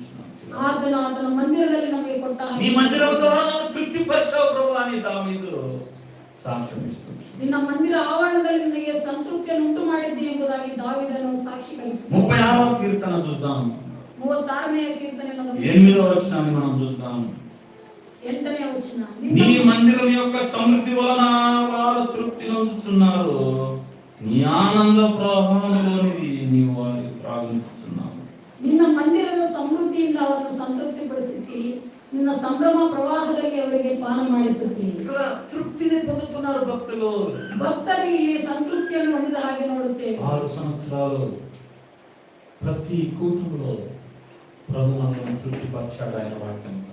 6 ವರ್ಷಗಳಿಂದ ಪ್ರತಿಯೊಂದು ಕೂಟದಲ್ಲಿ ಸಹಿತ ದೇವರು ನಮ್ಮನ್ನು సంతృప్తిపడిಸಿದ್ದಾರೆ. అనేక సహోదరులు తృప్తికరమైనటువంటి వాక్యాన్ని, రుచిగల వాక్యాన్ని సంఘంలోనికి తీసుకుని వచ్చినట్టుగా మనం చూస్తున్నాం.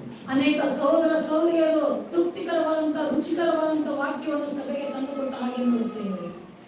ఆ తృప్తిని ప్రభు ఆయన మందిరంలో వచ్చినట్టుగా మనం చూస్తున్నాం. ಆ ಒಂದು ಸಂತೃಪ್ತಿಯನ್ನು ದೇವರು ನಮ್ಮ ಮಂದಿರದಲ್ಲಿ ಇಟ್ಟ ಹಾಗೆ ನೋಡುತ್ತೇವೆ. 132వ దావీదు కీర్తనలో మనం చూద్దాం. 132ನೇ ದಾವೀದನ ಕೀರ್ತನೆ. 132వ దావీదు కీర్తనలో 132ನೇ ಕೀರ್ತನೆ 13వ వచనాన్ని మనం చూద్దాం. నిశ్చయವಾಗಿ యెహోవను సీయోనును అపేక్షించి తన నివాసానికి ఆశించుకొనుతాను. ಆತನು ಇದು ನನ್ನ ಶಾಶ್ವತ ವಾಸಸ್ಥಾನ, ಇಲ್ಲೇ ಇರುವೆನು, ಇದು ನನಗೆ ಇಷ್ಟವು. ಇದರ ಆದಾಯವನ್ನು ಆಶೀರ್ವದಿಸುವೆನು, ಇಲ್ಲಿಯ ಬಡವರನ್ನು ಆಹಾರದಿಂದ ತೃಪ್ತಿಗೊಳಿಸುವೆನು. తృప్తి అనే పదాన్ని మనం పదే పదే చూస్తుంటున్నాం పిల్లరా. ತೃಪ್ತಿ ಅನ್ನುವಂತ ಪದವನ್ನು ನಾವು ಪದೇ ಪದೇ ఆయన సియోనునే నా ఏర్పరచుకుని ఉన్నాను, ನಾನು ಸಿಯೋನನ್ನು ಆರಿಸಿಕೊಂಡಿದ್ದೇನೆ, ఇది నా నివాస స్థలము. ಇದು ನನ್ನ ನಿವಾಸ ಸ್ಥಳವಾಗಿದೆ. మన జీవితాన్ని చూసి, ನಮ್ಮ ಜೀವಿತಗಳನ್ನು ನೋಡಿ, మనలో ఉన్నటువంటి దాన్ని చూసి, ನಮ್ಮಲ್ಲಿರುವಂತ ಬಾಯಾರಿಕೆಯನ್ನು ನೋಡಿ, మనలో ఉన్నటువంటి దీనత్వమును చూసి, ನಮ್ಮಲ್ಲಿರುವಂತ ತಗ್ಗಿಸಿಕೊಳ್ಳುವಿಕೆಯನ್ನು ನೋಡಿ, మనలో ఉన్నటువంటి ఆసక్తిని చూసి, ನಮ್ಮಲ್ಲಿರುವಂತ ಆಸಕ್ತಿಯನ್ನು ನೋಡಿ, ఈ సంఘము నా నివాస స్థలం అని ప్రభు చెప్పాలి. ಈ ಒಂದು ಸ್ಥಳ ನನಗೆ ನಿವಾಸವಾದಂತ ಸ್ಥಳ ಎಂಬುದಾಗಿ నేను ఈ సంఘాన్ని ఏర్పరచుకున్నాను. ನಾನು ಈ ಸಭೆಯನ್ನು నేను ಆರಿಸಿಕೊಂಡಿದ್ದೇನೆ. హుబ్లీ క్రిస్టియన్ అసెంబ్లీ సంఘాన్ని నేను ఏర్పరచుకున్నాను. ನಾನು ಹುಬ್ಳಿ ಕ್ರಿಶ್ಚಿಯನ್ ಅಸೆಂಬ್ಲಿ ಸಭೆಯನ್ನು ನಾನು ಆರಿಸಿಕೊಂಡಿದ್ದೇನೆ. వారు నాకు విధేయులు, ಅವರು ನನಗೆ ವಿಧೇಯರು, వారు నమ్మకమైన వారు, ಅವರು ನಂಬಿಗಸ್ತರು, వారు యథార్థవంతులు, ಅವರು యథార్థవంತರು, వారు నన్ను ప్రేమించేవారు, ಅವರು నನ್ನನ್ನು ಪ್ರೀತಿಸುವಂತವರು, వారు ఎంత ఆసక్తి గలవారు. ಅವರು ಎಷ್ಟು ಆಸಕ್ತಿ ಉಳ್ಳವರು. ఇదిగో నేను నివాస స్థలం నేను ఏర్పరచుకొని వచ్చినాను. ನಾನು ವಾಸ ಸ್ಥಳವಾಗಿ ಇದನ್ನು ಆರಿಸಿಕೊಂಡಿದ್ದೇನೆ. ఆహారంతో నేను వారిని తృప్తిపరచడను. ಆಹಾರದಿಂದ ಅವರನ್ನು ನಾನು ತೃಪ್ತಿಗೊಳಿಸುತ್ತೇನೆ. 7వ సంవత్సరంలో 7ನೇ ವರ್ಷದಲ್ಲಿ మహా తృప్తిని ప్రభు మనకు కలుగజేయబోతున్నాడు. ದೊಡ್ಡ ಸಂತೃಪ್ತಿಯನ್ನು ದೇವರು ಒದಗಿಸಲಿಕ್ಕಿದ್ದಾರೆ. సంఘంలో ఉండే అనేక సహోదర సహోదరులు మంచి మంచి వాక్యాలను మనకు బోధించే వారిగా ఉండబోతున్నారు. ಸಭೆಯಲ್ಲಿರುವಂತ ಎಲ್ಲ ಸಹೋದರ ಸಹೋದರಿಯರು ಒಳ್ಳೆ ಒಳ್ಳೆ ವಾಕ್ಯಗಳಿಂದ ನಮ್ಮನ್ನು ಬೋಧಿಸುವಂತವರಾಗಿದ್ದಾರೆ. సంఘము చాలా ప్రశస్తమైనది. ಸಭೆ ಬಹಳ ಪ್ರಶಸ್ತವಾದಂತದ್ದು, ಅಮೂಲ್ಯವಾದದ್ದು. సంఘం కంటే గొప్పది లోకంలో ఏది కూడా లేదు. ಸಭೆಗಿಂತ ದೊಡ್ಡದು ಬೇರೆ ಈ ಲೋಕದಲ್ಲಿ ಏನೂ ಇಲ್ಲ ಪ್ರಿಯರೇ. సంఘము శాశ్వతంగా ఉండేటువంటి సంఘం. ಸಭೆ ಶಾಶ್ವತವಾಗಿರುವಂತದ್ದು. యేసు ప్రభు వస్తున్నప్పుడు, ಯೇಸು ಸ್ವಾಮಿ ಬರುವಾಗ, ఆయన రాబోతుంటున్నాడు. ಆತನು ಬರಲಿಕ್ಕಿದ್ದಾನೆ. ఆయన వచ్చేటప్పుడు ಆತನು ಬರುವಾಗ సంఘం ఒక్కటి ఎత్తబడుతుంది. ಸಭೆ ಮಾತ್ರ ಎತ್ತಲ್ಪಡುವಂತದ್ದು, మిగతాది ఏది కూడా ఎత్తబడదు. ఇంకా ಯಾವುದು ಸಹ ಎತ್ತಲ್ಪಡುವುದಿಲ್ಲ. మనిషి కట్టింది ఏది కూడా ఎత్తబడదు. ಮನುಷ್ಯನು ಕಟ್ಟಿರುವಂತದ್ದು ಯಾವುದು ಸಹ యేసు ಎತ್ತಲ್ಪಡುವುದಿಲ್ಲ. ప్రభు కట్టినటువంటి ఆ పవిత్ర సంఘము మాత్రమే ఎత్తబడుతుంది. ಯೇಸು ಸ್ವಾಮಿ ಕಟ್ಟಿದಂತ ಪವಿತ್ರವಾದ ಸಭೆ ಮಾತ್ರ ಎತ್ತಲ್ಪಡುವಂತದ್ದಾಗಿದೆ. మధ్య ఆకాశంలోనికి వెళ్తుందని మనం చూస్తున్నాం. ಮಧ್ಯ ಆಕಾಶಕ್ಕೆ ಹೊರಟು ಹೋಗುತ್ತದೆ ಎಂಬುದಾಗಿ ನೋಡುತ್ತೇವೆ. ఆ సంఘంలో దేవుడు నీకు స్థలాన్ని ఇచ్చాడు. ಆ ಒಂದು ಸಭೆಯಲ್ಲಿ ದೇವರು ನಿಮಗೆ ಸ್ಥಳವನ್ನು ಒದಗಿಸಿದ್ದಾನೆ. ఎంత కృతజ్ఞతగా ఉండాలి. ಎಷ್ಟು ಕೃತಜ್ಞತೆಯುಳ್ಳವರಾಗಿರಬೇಕು. సంఘమును ఎంత గంభీరంగా నువ్వు తీసుకోవాలి. ಸಭೆಯನ್ನು ಎಷ್ಟು ಗಂಭೀರವುಳ್ಳದ್ದಾಗಿದೆ. లోకంలో సంఘమే గంభీరమైనది, మిగతాది గంభీరమైనది కానే కాదు. ಲೋಕದಲ್ಲಿ ಸಭೆ ಮಾತ್ರ ಗಂಭೀರವಾದದ್ದು, ಬೇರೆ ಯಾವುದೂ ಅಲ್ಲ. కొన్ని చిత్రాలు ఉంటున్నాయి పరిశుద్ధ గ్రంథంలో. ಸತ್ಯವೇದದಲ್ಲಿ ಕೆಲವು ಚಿತ್ರಗಳಿದ್ದಾವೆ. నేను త్వరగా వాటిని ముగించాటిస్తాను. ಬೇಗ ಬೇಗ ನಾನು ಅದನ್ನು ಹೇಳಿ ನಾನು ಮುಗಿಸುತ್ತೇನೆ. అక్కడ మనం చూస్తున్నాం మత్తయి రాసిన సువార్త 13వ అధ్యాయంలో ಮತ್ತಾಯನ ಬರೆದ ಸುವಾರ್ತೆ 13ನೇ అది ಅಧ್ಯಾಯ. చాలా వెలగల ముత్యముగా మనం చూస్తున్నాం. ಅದು ಬೆಲೆಯುಳ್ಳಂತ ಒಂದು ಮುತ್ತು ಆಗಿ ಕಾಣುತ್ತೆ. 13వ అధ్యాయం 45వ వచనాన్ని చదువుకుందాం. ಪರಲೋಕ ರಾಜ್ಯವು ಉತ್ತಮವಾದ ಮುತ್ತುಗಳನ್ನು ಹುಡುಕುವ ವ್ಯಾಪಾರಸ್ಥನಿಗೆ ಹೋಲಿಕೆಯಾಗಿದೆ. ಅವನು ಬಹು ಬೆಲೆಯುಳ್ಳ ಒಂದು ಮುತ್ತನ್ನು ಕಂಡು ತನ್ನ ಬದುಕನ್ನೆಲ್ಲ ಮಾರಿ ಬಂದು ಅದನ್ನು ಕೊಂಡುಕೊಂಡನು. మనం చూస్తున్నాం తనకున్నదంతా కూడా కలిగినదంతా అమ్మి ఆ ముత్యాన్ని కొన్నట్టుగా మనం చూస్తున్నాం. చూస్తున్నాం. తన బతుకన్ನೆಲ್ಲ మారి ఆతను ఆ ముత్తನ್ನು ಕೊಂಡುಕೊಂಡ ಹಾಗೆ అంటే ನೋಡುತ್ತೇವೆ. ఎంత విలువైన ముత్యం. ಅದು ಎಷ್ಟು ಬೆಲೆಯುಳ್ಳಂತ ಒಂದು ಮುತ್ತು. మనకున్నదంతా నేర్చుకున్నాడు. ತನ್ನ ಬದುಕನ್ನೆಲ್ಲ ತನಗಿರುವಂತದ್ದೆಲ್ಲವನ್ನು ಆತನು ಮಾರಿಬಿಟ್ಟನಂತೆ. ఆయననే మన యేసు ప్రభు. ಆತನೇ ನಮ್ಮ ಯೇಸು ಕ್ರಿಸ್ತ. ఆయనకున్నదంతా కూడా ఆయన అమ్మేశాడు.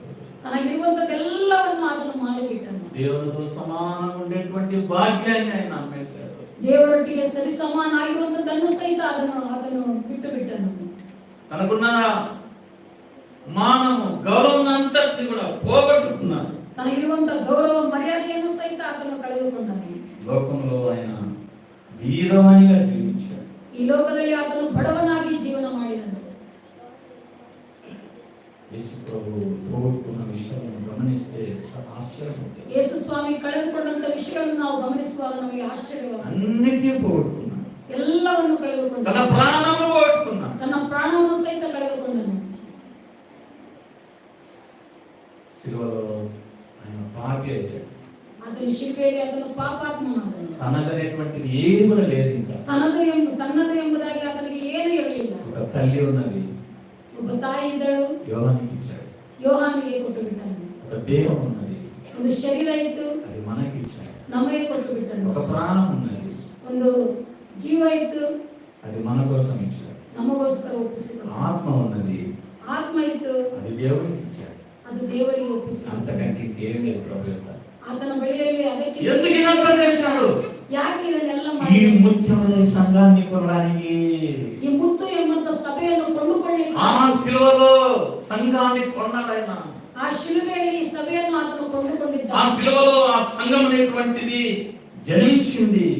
ಆ ಶಿಲುಬೆಯಲ್ಲಿ ಸಭೆ ಅನ್ನುವಂಥದ್ದು ಜನ್ಮ ನೀಡಿದೆ. ఆ సంఘం ఎవరో కాదు, నువ్వే. ಆ ಸಭೆ ಯಾರು ಅಲ್ಲ, ನೀನೇ. అన్ని ఓటుకొని నిన్ను కొన్నాడు ఆయన. ಎಲ್ಲವನ್ನು ಕಳೆದುಕೊಂಡು ನಿನ್ನನ್ನು ಕೊಂಡುಕೊಂಡನು. అంత విలువ నీకు ఇచ్చాడు. ಅಷ್ಟು ಬೆಲೆಯನ್ನು ನೀನು ಕೊಟ್ಟಿದ್ದಾನೆ. సంఘాన్ని అంత విలువిస్తున్నావా నీ జీవితంలో? ಸಭೆಗೆ ನಿನ್ನ ಜೀವಿತದಲ್ಲಿ ಅಷ್ಟು ಬೆಲೆಯನ್ನು ನೀನು ಕೊಡುತ್ತಾ ಇದ್ದೀಯಾ? సంఘాన్ని ఆశ తమాషగా చూస్తున్నావా? ಆಶೆ ತಮಾಷೆಯಾಗಿ ಸಭೆಯನ್ನು ನೀನು ಕಾಣುತ್ತಾ ಇದ್ದೀಯಾ? సంఘం అంటే లెక్క లేదా నీకు? ಸಭೆ ಅಂತಂದ್ರೆ ನಿನಗೆ ಬೆಲೆ ಇಲ್ವಾ? ఇష్టం ఉన్నప్పుడు వస్తావు, ಇಷ್ಟ ಬಂದ ಹಾಗೆ ಬರುತ್ತೀಯಾ? మనసు ఉన్నప్పుడు వస్తావు, మనసు ఉన్నప్పుడు రావు. ಮನಸ್ಸಿದ್ರೆ ಬರ್ತೀಯ, ಮನಸ್ಸಿಲ್ಲದೆ ಇದ್ರೆ ಬರೋದಿಲ್ಲ. ఎంత జవాబుదారీ లేకుండా జీవిస్తుంది. ಎಷ್ಟು ಜವಾಬ್ದಾರಿ ಇಲ್ಲದೆ ನೀನು ಜೀವನ ఆయన ಮಾಡ್ತಾ అన్ని అమ్మి ఆ ముత్యాన్ని కొన్నట్టుగా మనం చూస్తున్నాం. ಆತನು ಎಲ್ಲವನ್ನು ಮಾರಿ ಆ ಮುತ್ತನ್ನು ಕೊಂಡುಕೊಂಡ ಹಾಗೆ ನೋಡುತ್ತೇವೆ. ఉదయం ప్రభావి సంఘాన్ని ఏం ప్రేమిస్తాడు? ಈ ಮುಂಜಾನೆ ವೇಳೆಯಲ್ಲಿ ಕರ್ತನೆ ನಾನು ಈ ಸಭೆಯನ್ನು ಪ್ರೀತಿಸುತ್ತೇನೆ. ఎఫెసీయులకు రాసిన పత్రికలో చూస్తున్నాం, ఆయన సంఘమును ప్రేమించెను. ಎಫೆಸಿ ಪತ್ರಿಕೆಯಲ್ಲಿ ನಾವು ನೋಡುತ್ತೇವೆ, ಆತನು ಸಭೆಯನ್ನು ಪ್ರೀತಿಸಿದನು ಎಂಬುದಾಗಿ. సంఘాన్ని ఎంత ప్రేమించాడు? ಸಭೆಯನ್ನು ಎಷ್ಟಾಗಿ ಆತನು ಪ್ರೀತಿ ಮಾಡಿದನು. సంఘాన్ని ప్రేమిస్తావా? ಸಭೆಯನ್ನು ಪ್ರೀತಿ ಮಾಡುತ್ತೀಯಾ? సంఘం కొరకు ప్రార్థిస్తావా? ಸಭೆಗಾಗಿ ಪ್ರಾರ್ಥನೆ ಮಾಡುತ್ತೀಯಾ? సంఘం ఉండే నాయకులకు సహకారిగా ఉంటావా? ಸಭೆಯಲ್ಲಿರುವಂತ ನಾಯಕರಿಗೆ ಸಹಕಾರಿಯಾಗಿರುತ್ತೀಯಾ? ఇతరులందరూ శ్రేష్ఠులని అంటావా? ನನಗಿಂತ ಇತರರೆಲ್ಲರೂ ಶ್ರೇಷ್ಠರು ಎಂಬುದಾಗಿ ಹೇಳ್ತೀಯಾ? లేకపోతే అందరితో పైపోటు పెట్టుకొని సంఘాన్ని నాశనం చేస్తావా? ಎಲ್ಲರ ಮೇಲೆ ಪೈಪೋಟಿ ಇಟ್ಟುಕೊಂಡು ಸಭೆಯನ್ನು ಹಾಳು ಮಾಡುತ್ತೀಯಾ? తగ్గించుకుంటావా? సంఘంలో ಸಭೆಯಲ್ಲಿ ತಗ್ಗಿಸಿಕೊಳ್ಳುತ್ತೀಯಾ? ప్రభా నాకు ఏమొద్దు ప్రభా, ಕರ್ತನೆ ನನಗೇನು ಬೇಡ ಕರ್ತನೆ. నువ్వు అన్ని పోగొట్టుకొని నన్ను కొన్నావు ప్రభా, ಎಲ್ಲವನ್ನು ಕಳೆದುಕೊಂಡು ನಾನು ಕೊಂಡುಕೊಂಡಿದ್ದೀಯಾ ಕರ್ತನೆ. నాకేమొద్దు ప్రభా. ನನಗೇನು ಬೇಡ ಕರ್ತನೆ. నేను సంఘంలో దాసుని ఉంటాను.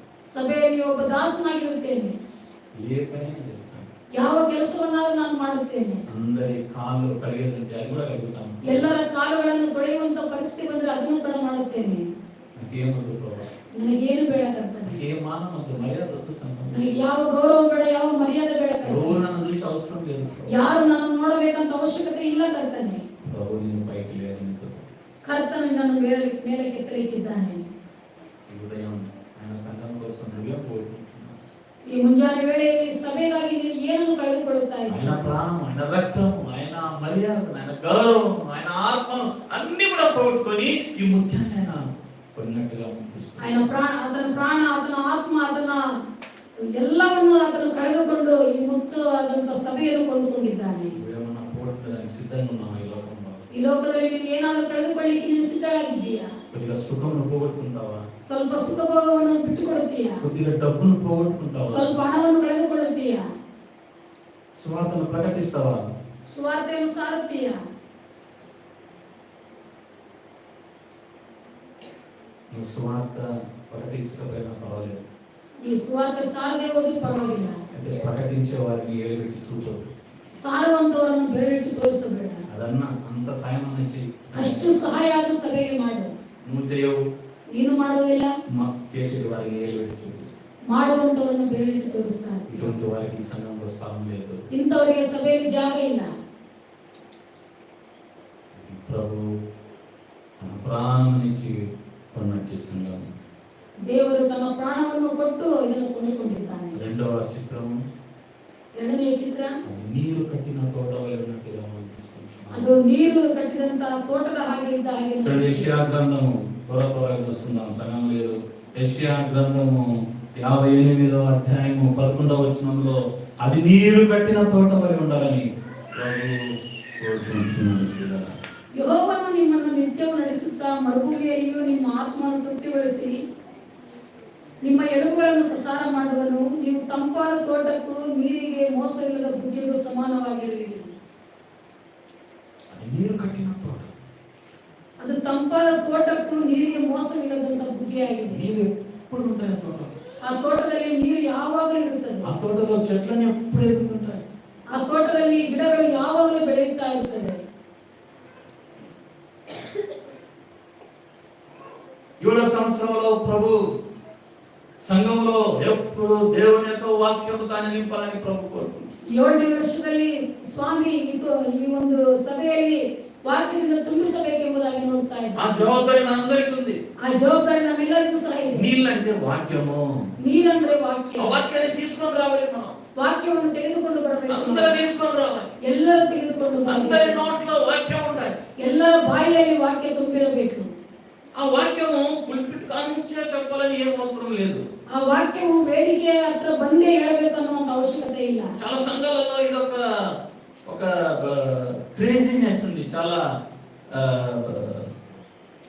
ఏమంటారు, పిచ్చితనం ఉంది.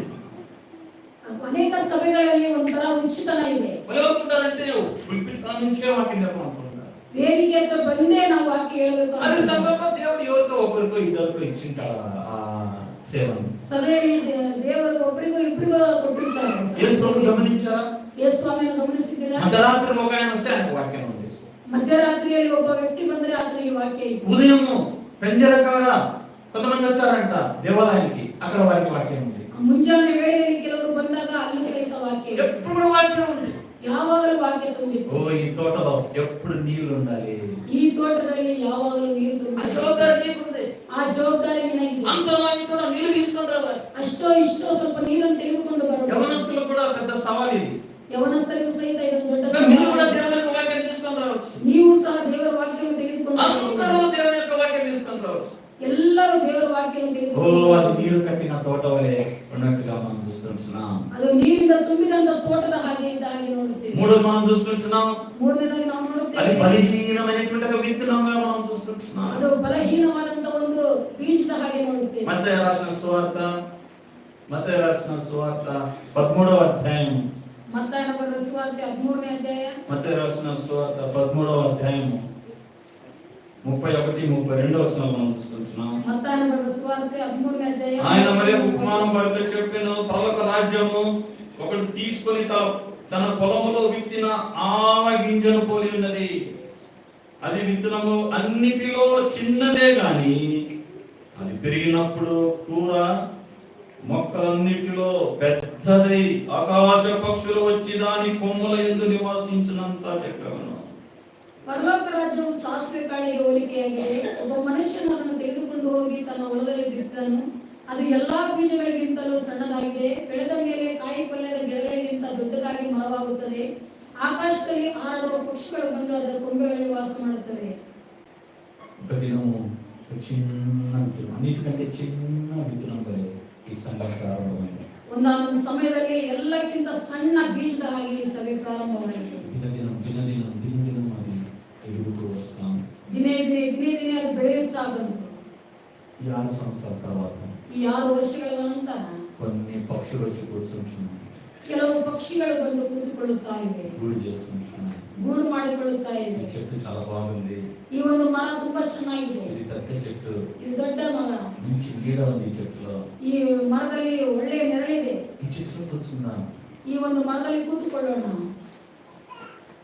సంఘం ఆ విధంగా ఉండాలని ప్రభు కోరుకుంటున్నాను. ಸಭೆ ಆ ರೀತಿ ಇರಬೇಕೆಂಬುದಾಗಿ ದೇವರು ಬಯಸುವಂತವರಾಗಿದ್ದಾರೆ. లోకంలో చాలా మంది పక్షులుగా ఉంటున్నారు, ಲೋಕದಲ್ಲಿ ಬಹಳಷ್ಟು ಜನರು ಪಕ್ಷಿಗಳ ಹಾಗೆ ಇದ್ದಾರೆ, చెట్టును వెతుక్కుంటున్నారు.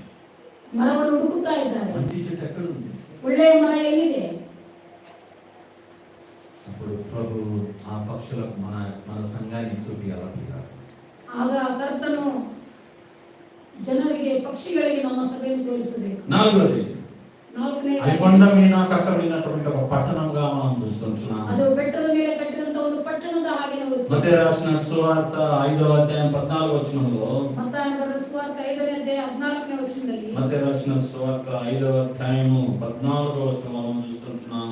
ಗುಡ್ಡದ ಮೇಲೆ ಕಟ್ಟಿರುವ ಊರು ಮರೆಯಾಗಿರಲಾರದು. ಮತ್ತು ದಿಕ್ಕು ಅದ್ಭುತವಾದದ್ದು ಹೇಳುವುದು. ఇక్కడ మనం చూస్తున్న ఒక పట్టణాన్ని మనం చూస్తున్నాం. ಇಲ್ಲಿ ನಾವು ಒಂದು ಪಟ್ಟಣವನ್ನು ಗಮನಿಸುತ್ತೇವೆ. అది కొండ మీద నుండి పట్టణం అని ప్రభు చెప్తున్నాడు. ಬೆಟ್ಟದ ಮೇಲೆ ಇರುವಂತ ಒಂದು ಪಟ್ಟಣ ಎಂಬುದಾಗಿ దాన్ని ನೋಡುತ್ತಾರೆ. దాచలేం మనం. ಅದನ್ನು ಮರೆಯಾಗಿರ್ಲಿಕ್ಕೆ ಸಾಧ್ಯ ಇಲ್ಲ. అది ఎవరు తెలియకుండా రహస్యంగా మనం పెట్టలేము. ಯಾರಿಗೂ ಗೊತ್ತಾಗದ ಹಾಗೆ ಅದನ್ನು ರಹಸ್ಯವಾಗಿರ್ಲಿಕ್ಕೆ ಸಾಧ್ಯ ಇಲ್ಲ. అది కొండ కింద ఉండే పట్టణం కాదు అది. ಅದು ಬೆಟ್ಟದ ಕೆಳಗಿರುವಂತ ಒಂದು ಪಟ್ಟಣವಲ್ಲ. మోషే సీనాయి పర్వతం మీద ఉన్నప్పుడు ಮೋಶೆ ಸೀನಾಯಿ ಪರ್ವತದ ಮೇಲೆ ఇశ్రాయేలు కొండ కింద ఉంటున్నారు. ಇಸ್ರಾಯೇಲರು ಬೆಟ್ಟದ ಕೆಳಗಿದ್ದರು. వారి విగ్రహాలకు నచ్చినట్టుగా మనం చూస్తున్నాం. ಅವರು ವಿಗ್ರಹ ಆರಾಧನೆಗೆ ಹೋದ ಹಾಗೆ ನೋಡುತ್ತೇವೆ.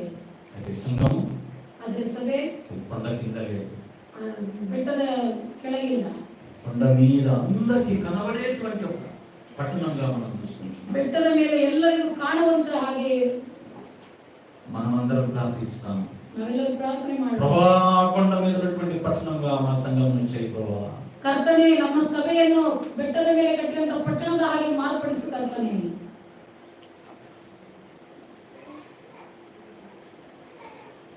తుఫాన్ వస్తే ఆ పట్టణానికి ఏం కాదు, ತುಫಾನ್ ಬಂದ್ರೆ ಆ ಪಟ್ಟಣಕ್ಕೆ ಏನೂ ಆಗೋದಿಲ್ಲ. సురక్షితంగా ఉండేటువంటి ಅದು ಭದ್ರವಾಗಿರುವಂತ ಒಂದು ಪಟ್ಟಣ. అది బండ మీద కట్టినటువంటి ఇల్లుగా మనం చూస్తున్నాం. ಅದು ಬಂಡೆಯ ಮೇಲೆ ಕಟ್ಟಿದಂತ ಮನೆಯಾಗಿದೆ. అటువంటి సంఘం కొరకు మనం ప్రార్థిస్తాం. ಅಂತ ಒಂದು ಸಭೆಗಾಗಿ ನಾವು ಪ್ರಾರ್ಥನೆ ಮಾಡೋಣ. ఐదవది, ಐದನೇದಾಗಿ అది ఒక దేహంగా మనం చూస్తున్నాం. ಅದು ಒಂದು ಶರೀರದ ಹಾಗೆ ನಾವು 1 ನೋಡುತ್ತೇವೆ. కొరింథీ 12:12 మనం చూస్తున్నాం. 1 ಕೊರಿಂಥ 12:12 ನಾವು ನೋಡಬಹುದು. 1 కొరింథీ 12వ అధ్యాయం ಹೇಗೆ ದೇಹವು ಒಂದಾಗಿದ್ದರೂ ಅದಕ್ಕಿರುವ ಅಂಗಗಳು ಅನೇಕವಾಗಿವೆಯೋ, ಹೇಗೆ ದೇಹದ ಅಂಗಗಳೆಲ್ಲವೂ ಅನೇಕವಾಗಿದ್ದು ಒಂದೇ ದೇಹವಾಗಿರುವುದು, ಹಾಗೆಯೇ ಕ್ರಿಸ್ತನು. సంఘము ఒక దేహంగా కట్టవాలని ప్రభువు కోరుకుంటున్నాడు. ಸಭೆ ಒಂದು ದೇಹದ ಹಾಗೆ ಕಟ್ಟಲ್ಪಡಬೇಕೆಂಬುದಾಗಿ ದೇವರು ఆ ಬಯಸುವಂತವರಾಗಿದ್ದಾರೆ. సంఘంలో రకరకాలైనటువంటి మనుషులు, ಆ ಸಭೆಯಲ್ಲಿ ತರತರವಾದಂತ ಜನರಿರ್ತಾರೆ. అందరూ శ్రీమంతులు కాదు, ಎಲ್ಲರೂ ಐಶ್ವರ್ಯವಂತರಲ್ಲ.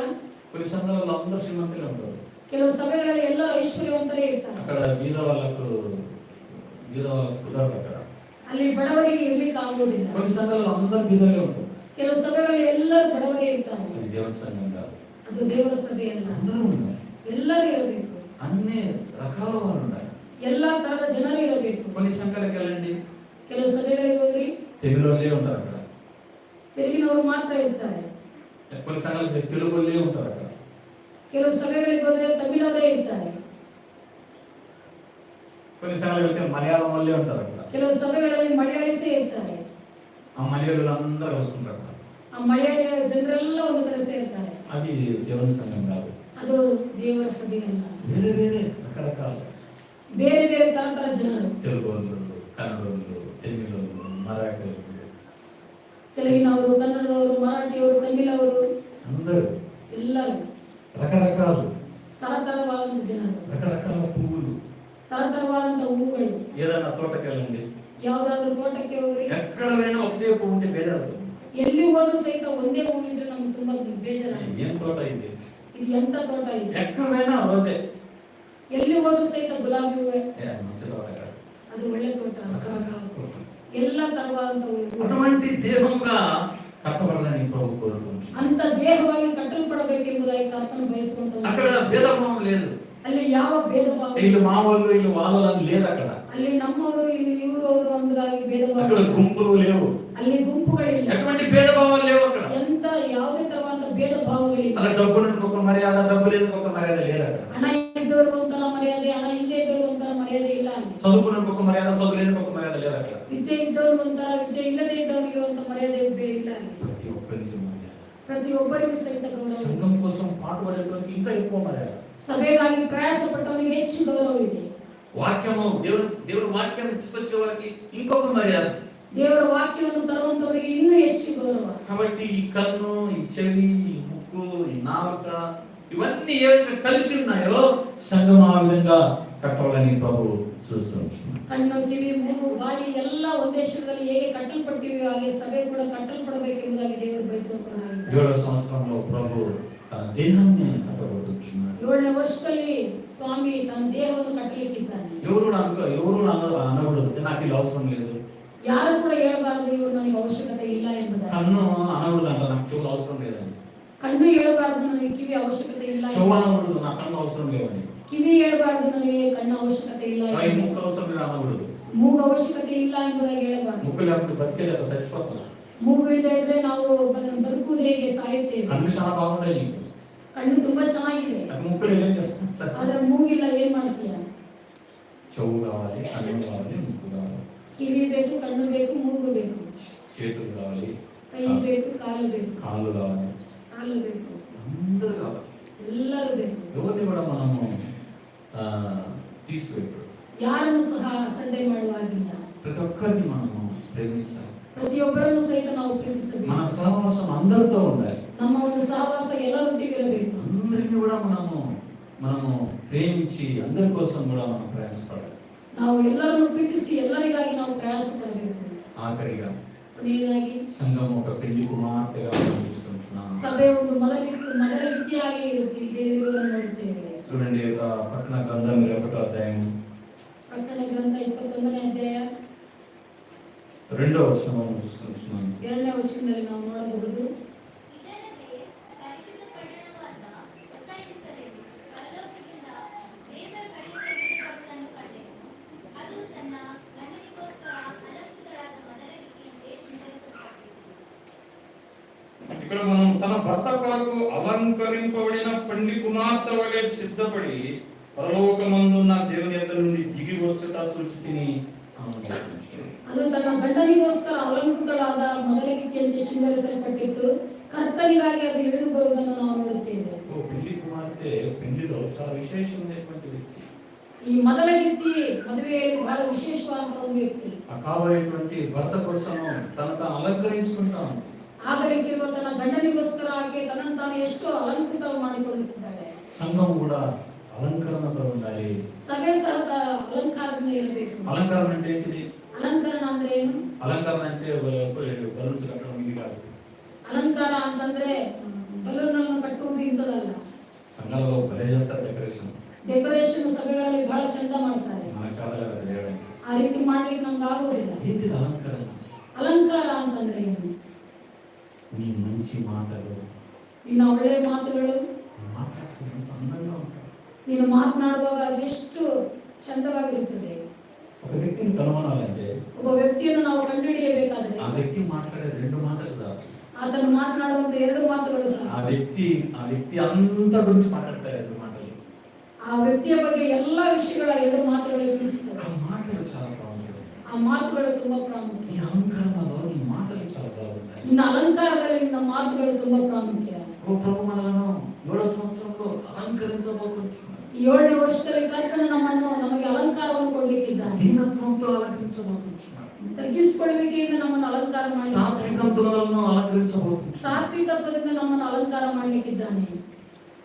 అందరిలో దాసుని స్వభావం, ಎಲ್ಲರಲ್ಲೂ ಕೂಡ ದಾಸರ ಒಂದು ಸ್ವಭಾವ. సంఘానికి ఎలా రావాలి? మనం ಸಭೆಗೆ ಯಾವ ರೀತಿಯಲ್ಲಿ ಬರಬೇಕು? ನಾವು దాసులుగా రావాలి.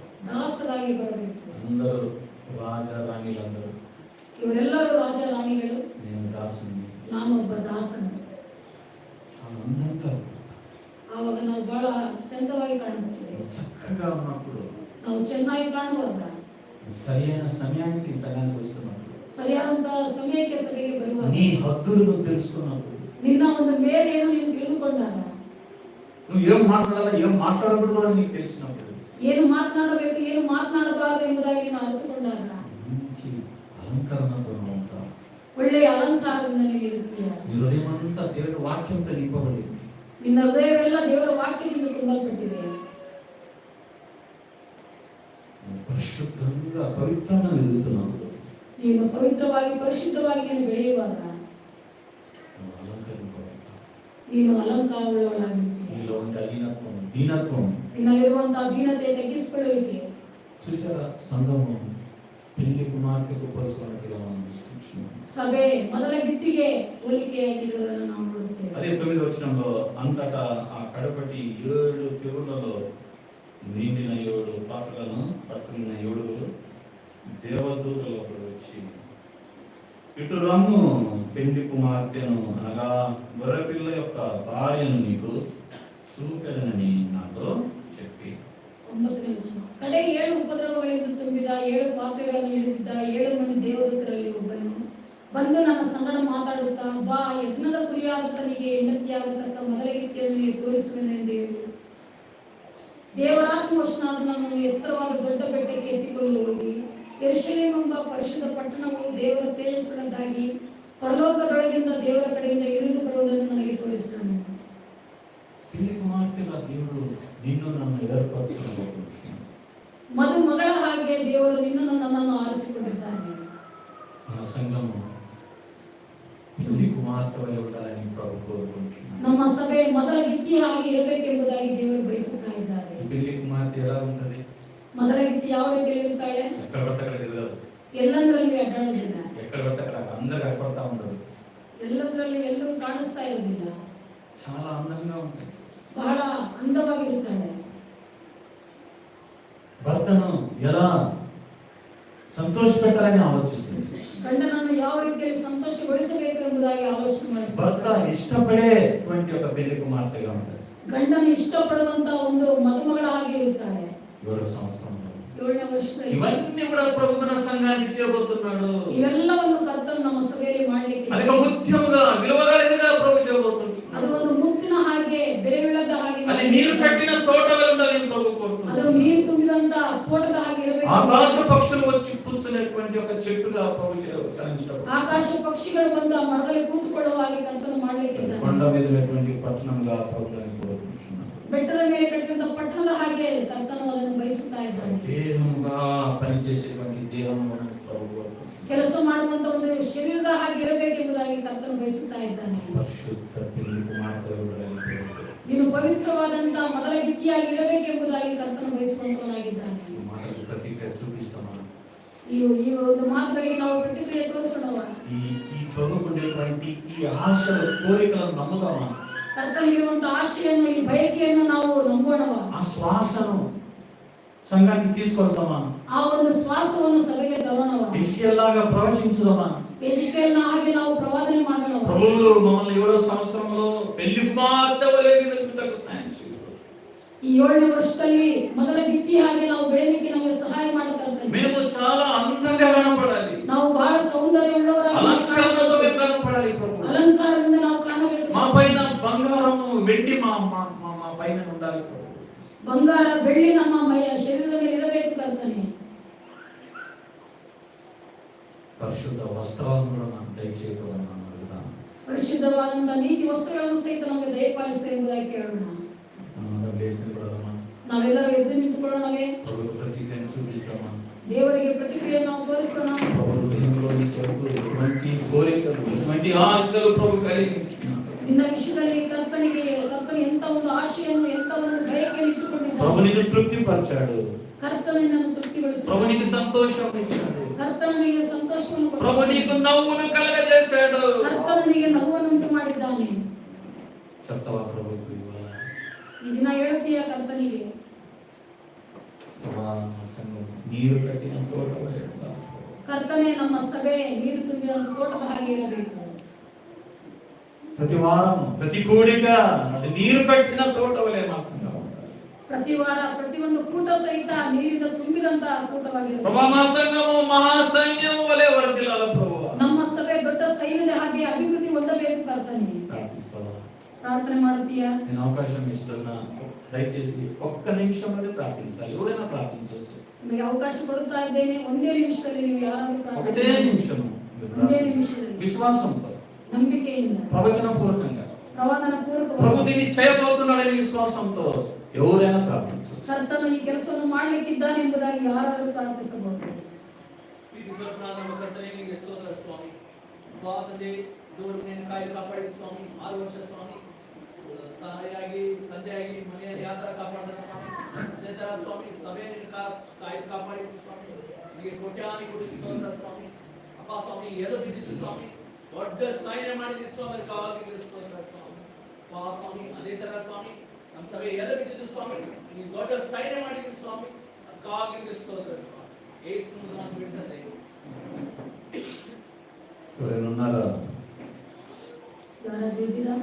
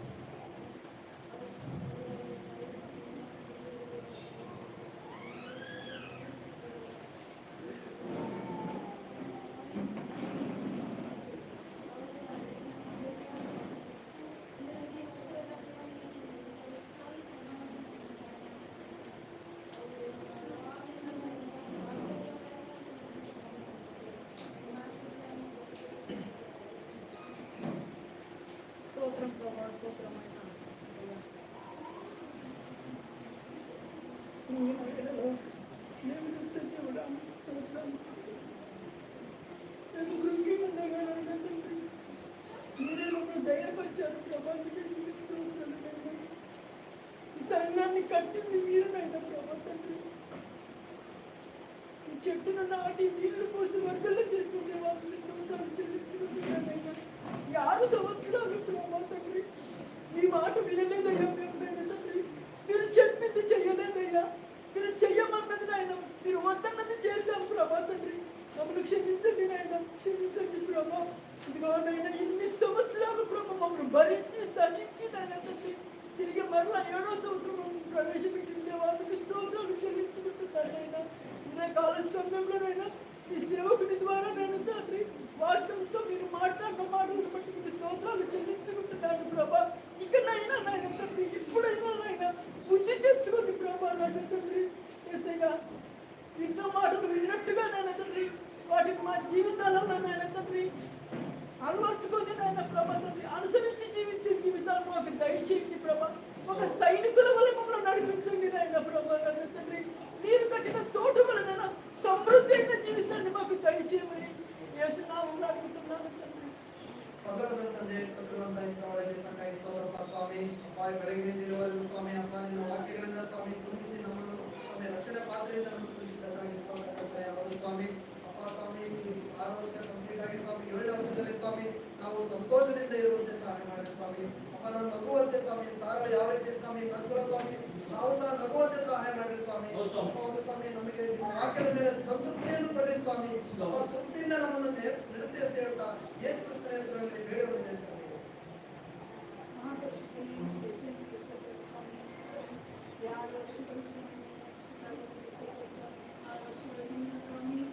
ಸ್ವಾಮಿ ಒಣಗಿದಂಥ ಎಲುಬುಗಳನ್ನು ಸ್ವಾಮಿ ನಿಮ್ಮ ಜೀವವನ್ನು ಮೂಡಿ ಸ್ವಾಮಿ ಶೂನ್ಯವಾಗಿರುತ್ತಿರುವಂಥ ಎಲ್ಲರನ್ನು ಸ್ವಾಮಿ ನೀವು ಸ್ವಾಮಿ ಸೇವೆಯನ್ನು ಎಬ್ಬಿಸಿ ಸ್ವಾಮಿ ಪ್ರೋತ್ಸಾಹಪಡಿ ಸ್ವಾಮಿ ನೀವು ನಿಲ್ಲಿಸಿದ್ದಕ್ಕಾಗಿ ನಿಲ್ಲಿಸ್ಕೊಳ್ತಾರೆ ಸ್ವಾಮಿ. ಸಭೆಗಾಗಿ ನೀವು ಮಾಡಿದಂಥ ಪ್ರತಿ ಉಪಕಾರಕ್ಕಾಗಿ ನಿಲ್ಲಿಸ್ಕೊಳ್ತಾರೆ ಸ್ವಾಮಿ. ಸ್ವಾಮಿ ನೆರಳು ಕೊಡುವಂಥ ಒಂದು ಮರವಾಗಿ ನೀನು ಎಬ್ಬಿಸಿದೆಯಾ ಸ್ವಾಮಿ, ಬೆಳೆಸಿದೆಯಾ ಸ್ವಾಮಿ, ನಿಮಗೆ ಸ್ತೋತ್ರ ಸ್ವಾಮಿ. ಅನೇಕ ದಾಹವುಳ್ಳಂಥ ಆತ್ಮಗಳನ್ನು ಕಂಡು ಸ್ವಾಮಿ ಇಲ್ಲೇ ಸ್ವಾಮಿ ವಿಶ್ರಾಂತಿ ಪಡೆಯುವಂತೆ ಸ್ವಾಮಿ ನೀವು ಮಾಡ್ತೀಯ ಸ್ವಾಮಿ, ನಿಮಗೆ ಸ್ತೋತ್ರ ಸ್ವಾಮಿ. ಸ್ವಾಮಿ ಸ್ವಾಮಿ ನಿನಗೆ ಎಲ್ಲ ಮಹಿಮೆ ಸಿಗತ್ತೆ ಸ್ವಾಮಿ, ನಿಮಗೆ ಸ್ತೋತ್ರ ಸ್ವಾಮಿ. ಇವತ್ತಿನ ದಿನ ಸ್ವಾಮಿ ನೀನು ಕೊಟ್ಟಂಥ ಮುಂದಿನ ವರ್ಷಗಳಲ್ಲಿ ಸ್ವಾಮಿ ನೀನು ನಮ್ಮೊಟ್ಟಿಗೆ ಇದ್ದುಕೊಂಡು ನೀನು ಮಾಡುವಂಥ ಪ್ರತಿಯೊಂದು ಸ್ವಾಮಿ ಅದ್ಭುತಗಳನ್ನು ಸ್ವಾಮಿ ನೀನೇ ಇವತ್ತು ಸ್ವಾಮಿ ಹೇಳಿದೆಯಾ ಸ್ವಾಮಿ. ವಿಶ್ವಾಸದಿಂದ ನಾವು ನಂಬುತ್ತಾ ಇದ್ದೇವೆ ಸ್ವಾಮಿ. ನೀವು ಮಾಡಿದಂಥ ಪ್ರತಿ ಒಡಂಬಡಿಕೆಗಾಗಿ ನಿನಗೆ ಸ್ತೋತ್ರ ಸ್ವಾಮಿ.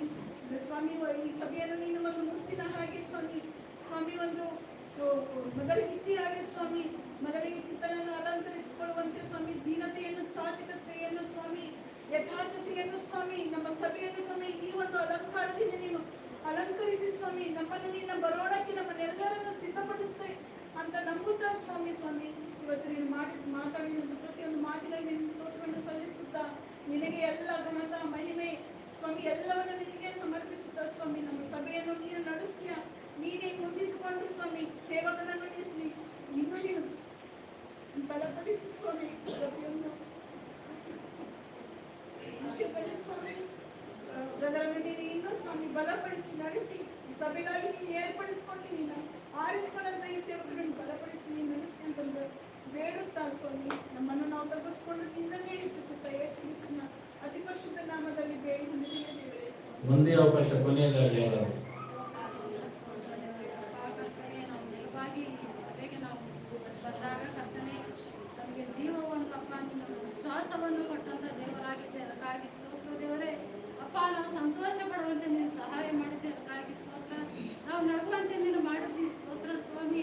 ಅಪ್ಪ ಕರ್ತನೆ ಒಂದು ಮುತ್ತನ್ನು ಕಂಡು ಅಪ್ಪ ತನ್ನ ಬದುಕನ್ನೆಲ್ಲ ಮಾರಿಕೊಂಡ ಹಾಗೆ ಅಪ್ಪ ಸ್ವಾಮಿ ನಾವು ನಿನಗಾಗಿ ಜೀವಿಸುವಂತೆ ಅಪ್ಪ ನಮ್ಮ ಬದುಕನ್ನೆಲ್ಲ ನಾವು ನಿನಗಾಗಿ ಮಾರಿಕೊಂಡು ಅಪ್ಪ ನಿನ್ನ ದಾಸರಾಗಿ ನಾವು ದಾಸಿಯರಾಗಿ ಜೀವಿಸುವಂತೆ ನಿನ್ನ ಸಹಾಯ ಮಾಡಿದ್ದಕ್ಕಾಗಿ ಸ್ತೋತ್ರ ದೇವ. ಅಪ್ಪ ನಿನ್ನನ್ನು ಹುಡುಕುವಂತೆ ಮಾಡಿದ್ದಿ ಸ್ವಾಮಿ, ನಿನ್ನನ್ನು ಪ್ರೀತಿಸುವಂತೆ ಮಾಡಿದ್ದಿ ಅಪ್ಪ, ನಿನಗಾಗಿ ಜೀವಿಸುವಂತೆ ಮಾಡಿದ್ದಿ ಅದಕ್ಕಾಗಿ ಸ್ತೋತ್ರ ಸ್ವಾಮಿ. ಅಪ್ಪ ಕರ್ತನೆ ನಮ್ಮ ಶರೀರವನ್ನು ನಿನ್ನ ಬಲಪಡಿಸಿದ್ದೆ ಅದಕ್ಕಾಗಿ ಸ್ತೋತ್ರ. ಅಪ್ಪ ಕರ್ತನೆ ನಾವು ಬದಲಿಗಿತ್ತಿಯಾಗಿ ನಿನ್ನಲ್ಲಿ ನಿಂತುಕೊಳ್ಳುವಂತೆ ನಿನ್ನ ಅಪ್ಪ ನಮಗೆ ತಿಳಿಸಿದಕ್ಕಾಗಿ ಸ್ತೋತ್ರ ದೇವರೇ. ಅಪ್ಪ ನಿನ್ನ ಪ್ರತಿಯೊಂದು ಕಾರ್ಯಕ್ಕಾಗಿ ಸ್ತೋತ್ರ, ನಡೆಸುವಿಕೆಗಾಗಿ ಸ್ತೋತ್ರ, ನಮ್ಮನ್ನು ಪರಿಪಾಲಿಸುವುದಕ್ಕಾಗಿ ನಿನಗೆ ಸ್ತೋತ್ರ ದೇವರೇ. ಅಪ್ಪ ಕರ್ತನೆ ನಾವು ಹೊಸವರಾಗಿ ಅಪ್ಪ ಕರ್ತನೆ ಜೀವಿಸುವಂತೆ ನೀನು ಕೊಟ್ಟ ಕೃಪೆಗಾಗಿ ಸ್ತೋತ್ರ ಸಲ್ಲಿಸ್ತಾ ಇದ್ದೇವೆ ದೇವ. ಅಪ್ಪ ಕರ್ತನೆ ನೀನು ನಮ್ಮನ್ನು ಕೈ ಹಿಡಿದಕ್ಕಾಗಿ ಸ್ತೋತ್ರ, ನಮ್ಮನ್ನು ನಡೆಸುತ್ತಿರುವುದಕ್ಕಾಗಿ ನಿನಗೆ ಸ್ತೋತ್ರ ದೇವರೇ. ಅಪ್ಪ ಕರ್ತನೆ ಕೊನೆಯವರೆಗೂ ಅಪ್ಪ ಸ್ವಾಮಿ ನಾವು ನಿನ್ನಲ್ಲಿಯೇ ಜೀವಿಸುವಂತೆ ನಿನ್ನ ಸಹಾಯ ಮಾಡು. ಈ ಲೋಕವನ್ನು ತೊರೆಯುವವರೆಗೂ ಸ್ವಾಮಿ ನಿನ್ನಲ್ಲೇ ನಾವು ಜೀವಿಸುವಂತೆ ಸಹಾಯ ಮಾಡು. ಅಪ್ಪ ಕರ್ತನೆ ಅನೇಕ ಆತ್ಮಗಳನ್ನು ಈ ಸಭೆಗೆ ಜೀವವುಳ್ಳ ಸಭೆಗೆ ನೀನು ಸೇರಿಸಬೇಕೆಂಬುದಾಗಿ ನಿನ್ನಲ್ಲಿ ಪ್ರಾರ್ಥಿಸುತ್ತಾ ಇದ್ದೇವೆ ದೇವರೇ. ನೀನು ಆಶೀರ್ವದಿಸು ಸ್ವಾಮಿ. ಅಪ್ಪ ಕರ್ತನೆ ಇಲ್ಲಿ ಮಾಡುವಂತ ಪ್ರತಿಯೊಂದು ಸೇವೆಯನ್ನು ಸ್ವಾಮಿ ನೀನು ಆಶೀರ್ವಾದ ಮಾಡು. ಅಪ್ಪ ಕರ್ತನೆ ಅಪ್ಪ ಸ್ವಾಮಿ ಜೀವವುಳ್ಳ ಆತ್ಮಗಳನ್ನು ಈ ಸಭೆಗೆ ನೀನು ಸೇರಿಸಬೇಕೆಂಬುದಾಗಿ ನಿನ್ನಲ್ಲಿ ಪ್ರಾರ್ಥಿಸುವುದಾಗಿದ್ದೇವೆ ಸ್ವಾಮಿ. ಸೇವಕರನ್ನು ಆಶೀರ್ವದಿಸು ಸ್ವಾಮಿ. ಅಪ್ಪ ಕರ್ತನೆ ಬಲಪಡಿಸು. ಅಪ್ಪ ಕರ್ತನೆ ಅವರು ಅಪ್ಪ ಕುಗ್ಗಿದವರನ್ನು ಬಲಗುಂದಿದವರನ್ನು ಬಲಪಡಿಸುವಂತವರಾಗಿದ್ದಾರೆ ಸ್ತೋತ್ರ ದೇವ. ಅಪ್ಪ ಕರ್ತನೆ ಅವರನ್ನು ನೀನು ಇನ್ನೂ ಹೆಚ್ಚಾಗಿ ನಿನ್ನ ಆತ್ಮಿಕ ಅಪ್ಪ ಕರ್ತನೆ ವರಗಳಿಂದ ತುಂಬಿಸುತ್ತೇವರೇ. ಅನೇಕರನ್ನು ಬಲಪಡಿಸುವಂತೆ ಮಾಡು. ಅಪ್ಪ ಕರ್ತನೆ ಈ ಸಭೆಯಲ್ಲಿ ಅಪ್ಪ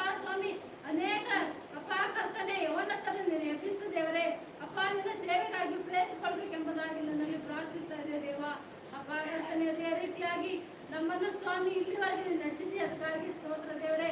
ಇನ್ನು ಮುಂದೆ ನೀನು ನಡೆಸಬೇಕೆಂಬುದಾಗಿ ನಮ್ಮ ಕರ್ತನು ಒಡೆಯನು ಮೋಚಕನಾದ ಪ್ರಭು ಯೇಸು ಕ್ರಿಸ್ತನ ಒಂದೇ ನಾಮದಲ್ಲಿ ಸ್ತೋತ್ರ ಸಲ್ಲಿಸಿ ಪ್ರಾರ್ಥಿಸಿ ಬೇಡಿ ಹೊಂದಿದ್ದೇವೆ ನಮ್ಮ ತಂದೆ. ವಂದನಂ యేసయ్యా, ವಂದನಂ యేసయ్యా, ವಂದನಂ యేసయ్యా, వందనం యేసయ్యా.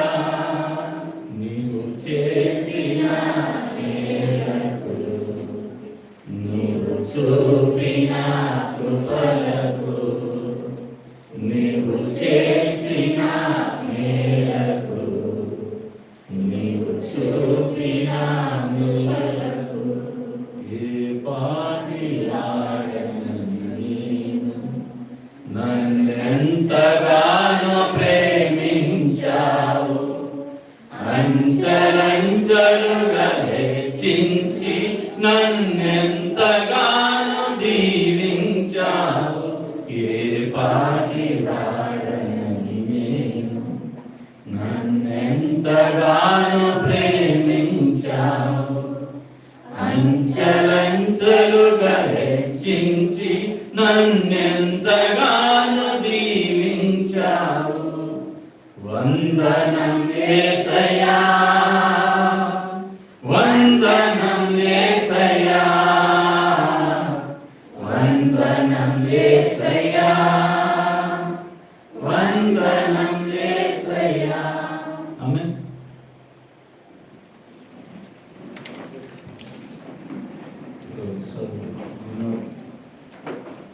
తర్వాత ప్రశాంత్ సభ్య నాయకులు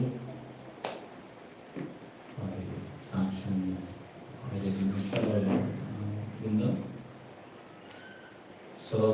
అందరూ సభకు పెడదాం. దినోత్సవం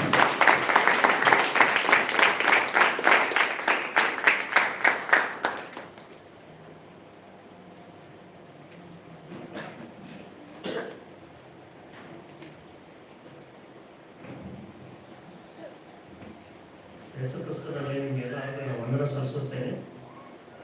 ನಾವು ಮೊದಲು ಹೇಳಿದಂಗೆ ನಾವು ಜೀವನದ ಎಲುಬಾಗಿದ್ವಿ, ಒಂದು ನಿರೀಕ್ಷೆ ಇಲ್ಲದವರು, ಮುಂದೆ ಏನು ಮಾಡಬೇಕು ಗೊತ್ತಿದ್ವಿ. ನಾವು ಒಬ್ರಿಗೊಬ್ರು ನೋಡ್ಕೊತಾ ಇದ್ವಿ, ಆದರೆ ದೇವರು ತಕ್ಕ ಸಮಯದಲ್ಲಿ ತನ್ನ ಕಾರ್ಯವನ್ನು ಮಾಡಿದರು. ಆ ವಾಕ್ಯ ನೋಡುವಾಗ ಫಿಲಿಪ್ಪಿ 1ನೇ ಅಧ್ಯಾಯ 6ನೇ ವಚನ,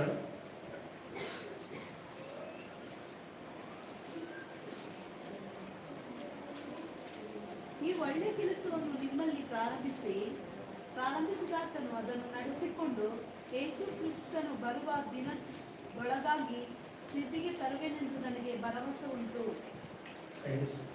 ಇಲ್ಲಿ ನಮ್ಮಲ್ಲಿ ಯೇಸು ಸ್ವಾಮಿ ಒಳ್ಳೆ ಕಾರ್ಯವನ್ನು ಪ್ರಾರಂಭಿಸಿದ್ದಾರೆ ಸಭೆಯಲ್ಲಿ. 6 ವರ್ಷ ಹಿಂದಗಡೆ ನಮ್ಗೆ ಯಾವ ನಿರೀಕ್ಷೆಯಲ್ಲಿ ಇದ್ದವರು ಇದ್ರು, ಆದರೆ ಯೇಸು ಸ್ವಾಮಿ ನಮ್ಮ ಕೈ ಹಿಡಿದು ನಮ್ಮಲ್ಲಿ ಒಳ್ಳೆ ಕಾರ್ಯ ಪ್ರಾರಂಭಿಸಿದರು ನಮ್ಮೆಲ್ಲರಲ್ಲಿ. ಅದಕ್ಕೆ ನಾವು ಇವತ್ತಿನ ಇಲ್ಲಿ ಕುಂತಿದ್ದೇವೆ, ದೇವರು ಸ್ತುತಿಸ್ತಾ ಇದ್ದೇವೆ, ಕೊಂಡಾಡ್ತಾ ಇದ್ದೇವೆ, ದೇವ್ರ ವಾಕ್ಯ ಕೇಳ್ತಾ ಇದ್ದೇವೆ. ಅಂದರೆ ದೇವರು ನಮ್ಮಲ್ಲಿ ಒಳ್ಳೆ ಕಾರ್ಯ ಮಾಡಿ ಅಂದಿದ್ರೆ ನಾವು ರಕ್ಷಣೆ ಕಳ್ಕೊಂಡು ಇನ್ನೊಂದು ಗುಣಿಗೊಟ್ಟುತ್ತಾ ಕಂಪ್ಲೇಂಟ್ ಮಾಡ್ತಾ ಜೀವನ ಮಾಡ್ತಿದ್ದೆ. ಆದರೆ ದೇವರು ಒಂದು ಉದ್ದೇಶ ನಾಶವನ್ನು ನಾವು ನಮ್ಮಲ್ಲಿ ಒಳ್ಳೆ ಪ್ರಾರಂಭಿಸಿದ ಕಾರ್ಯವನ್ನು ಏನಿರ್ಬೇಕಂದ್ರೆ ನಾವೆಲ್ಲರೂ ಅರ್ಥ ಮಾಡ್ಕೋಬೇಕು. ನಮ್ಮ ಎದುರು ಸ್ವಾಮಿ ಇದೆ, ಒಳ್ಳೆ ಕಾರ್ಯವನ್ನು ಪ್ರಾರಂಭಿಸಿ ನಮ್ಮಲ್ಲಿ ಜೀವ ಕೊಟ್ಟು ಸಭೆಯಾಗಿ ನಮ್ಮ ಪುರುಷನ ಯಾಕಂದ್ರೆ ನಾವೆಲ್ಲರೂ 10,000 ರೂಪಾಯಿ ಬರಬೇಕಂತ ಒಂದು ಉದ್ದೇಶದಿಂದ ನಾವು ಇತರರಿಗೆ ಒಂದು ಬಾಗಿಲಾಗಿರ್ಬೇಕಂತ, ಅನೇಕರಿಂದ ಸೈತಾನ ಬಂಧನಪಟ್ಟವ್ರನ್ನು ಬಿಡಿಸ್ಬೇಕಂತ, ಈ ಸಭೆ ಮೂಲಕ ಅನೇಕ ಒಂದು ಉಪಕಾರ ಆಗ್ಬೇಕಂತ, ಈ ಸಭೆ ಮೂಲಕ ಅನೇಕ ಕುಟುಂಬಗಳ ಸೈತಾನದಿಂದ ಬಿಡುಗಡಾಗಬೇಕಂತ, ಅನೇಕ ರಕ್ಷಿಸಲ್ಪಡಬೇಕಂತ ಸ್ವಾಮಿ ಸಭೆಯನ್ನು ಪ್ರಾರಂಭಿಸಿದ್ದಾರೆ. ಆ ನಂಬಿಕೆ ನಾನು ಆಯ್ಕೆ ಮಾಡ್ತಾರೆ. ಅದಕ್ಕಾಗಿ ಸ್ವಾಮಿ ನಾನು ಮಾಡಿಸ್ಕೊಂಡಾನ, ಅದಕ್ಕಾಗಿ ಸಭೆಯನ್ನು ಸ್ಟಾರ್ಟ್ ಮಾಡಿದ್ವಿ ಸ್ವಾಮಿ ನಂತರಿ ಸ್ವಾಮಿ. ಅದಕ್ಕೆ ನಾವೆಲ್ಲರೂ ಒಂದು ಉದ್ದೇಶದ ಜೀವನ ಮಾಡೋದು. ನಮ್ಮ ಸಭೆ ನಮ್ಮಲ್ಲೆಲ್ಲ ಕುಟುಂಬ ಜೊತೆಯಲ್ಲಿ, ಯವನಸ್ಥರ ಜೊತೆಯಲ್ಲಿ ಯಾರು ಡಿಸ್ಕರೇಜ್ ಆಗ್ಬಾರ್ದು. ನಮ್ಮ ಮಕ್ಕಳ ವಿಷಯದಲ್ಲಿ ನಮ್ಮ ಕುಟುಂಬ ನೋಡಿ ದೇವರೇ ಇವತ್ತಿನಿಂದ ನಮ್ಮೆಲ್ಲ ಕುಟುಂಬ ಒಳ್ಳೆ ಕಾರ್ಯ ಪ್ರಾರಂಭಿಸಿದ್ದಾರೆ. ನಾನು ನಂಬೋಣ, ನಮ್ಮ ಬಾಯಿಂದ ಅರ್ಕೆ ಮಾಡೋಣ. ಸ್ವಾಮಿ ನಮ್ಮ ಕುಟುಂಬ ಒಳ್ಳೆ ಕಾರ್ಯ ಪ್ರಾರಂಭಿಸಿದ್ವಿ, ನೀವು ಅಂತ್ಯಗೊಳಿಸ್ತೀವಿ ಬರುವವರೆಗೂ. ನಾವು ಯಾರ ಬಗ್ಗೆ ಕಂಪ್ಲೇಂಟ್ ಮಾಡೋದು ಬೇಡ. ಯವನಸ್ಥರು ಅವರ ಬಲಹೀನತೆ ನೋಡಿ, ಕುಟುಂಬ ಬಲಹೀನತೆ ನೋಡಿ, ಪರ್ಫೆಕ್ಟ್ ಇಲ್ಲ ಇವರು, ಅರ್ಧ ಮನಸ್ಸು ಅವ್ರು ಯಾರಿಗೆ ಕಂಪ್ಲೀಟ್ ಮಾಡೋದು. ದೇವ್ರು ಒಳ್ಳೆ ಕಾಲ ಪ್ರಾರಂಭಿಸಿದ್ರೆ ಇವತ್ತಿಂದ ಅದನ್ನು ನಂಬೋಣ. ಒಂದಿನವರು ಕ್ರಿಸ್ತನ ಸಾರ್ಥ ಆಗೇ ಆಗ್ತಾರೆ, ಕ್ರಿಸ್ತನಿಗೆ ನಡೀತಾರಂತ ನಾವು ಆಯ್ಕೆ ಮಾಡೋಣ. ಮಕ್ಕಳ ವಿಷಯದಲ್ಲಿ, ಕುಟುಂಬ ವಿಷಯದಲ್ಲಿ, ಕೆಲವರು ಹಸ್ಬೆಂಡ್ ವೈಫ್ ವಿಷಯದಲ್ಲಿ ಡಿಸ್ಕರೇಜ್ ಆಗೋದು ಬೇಡ.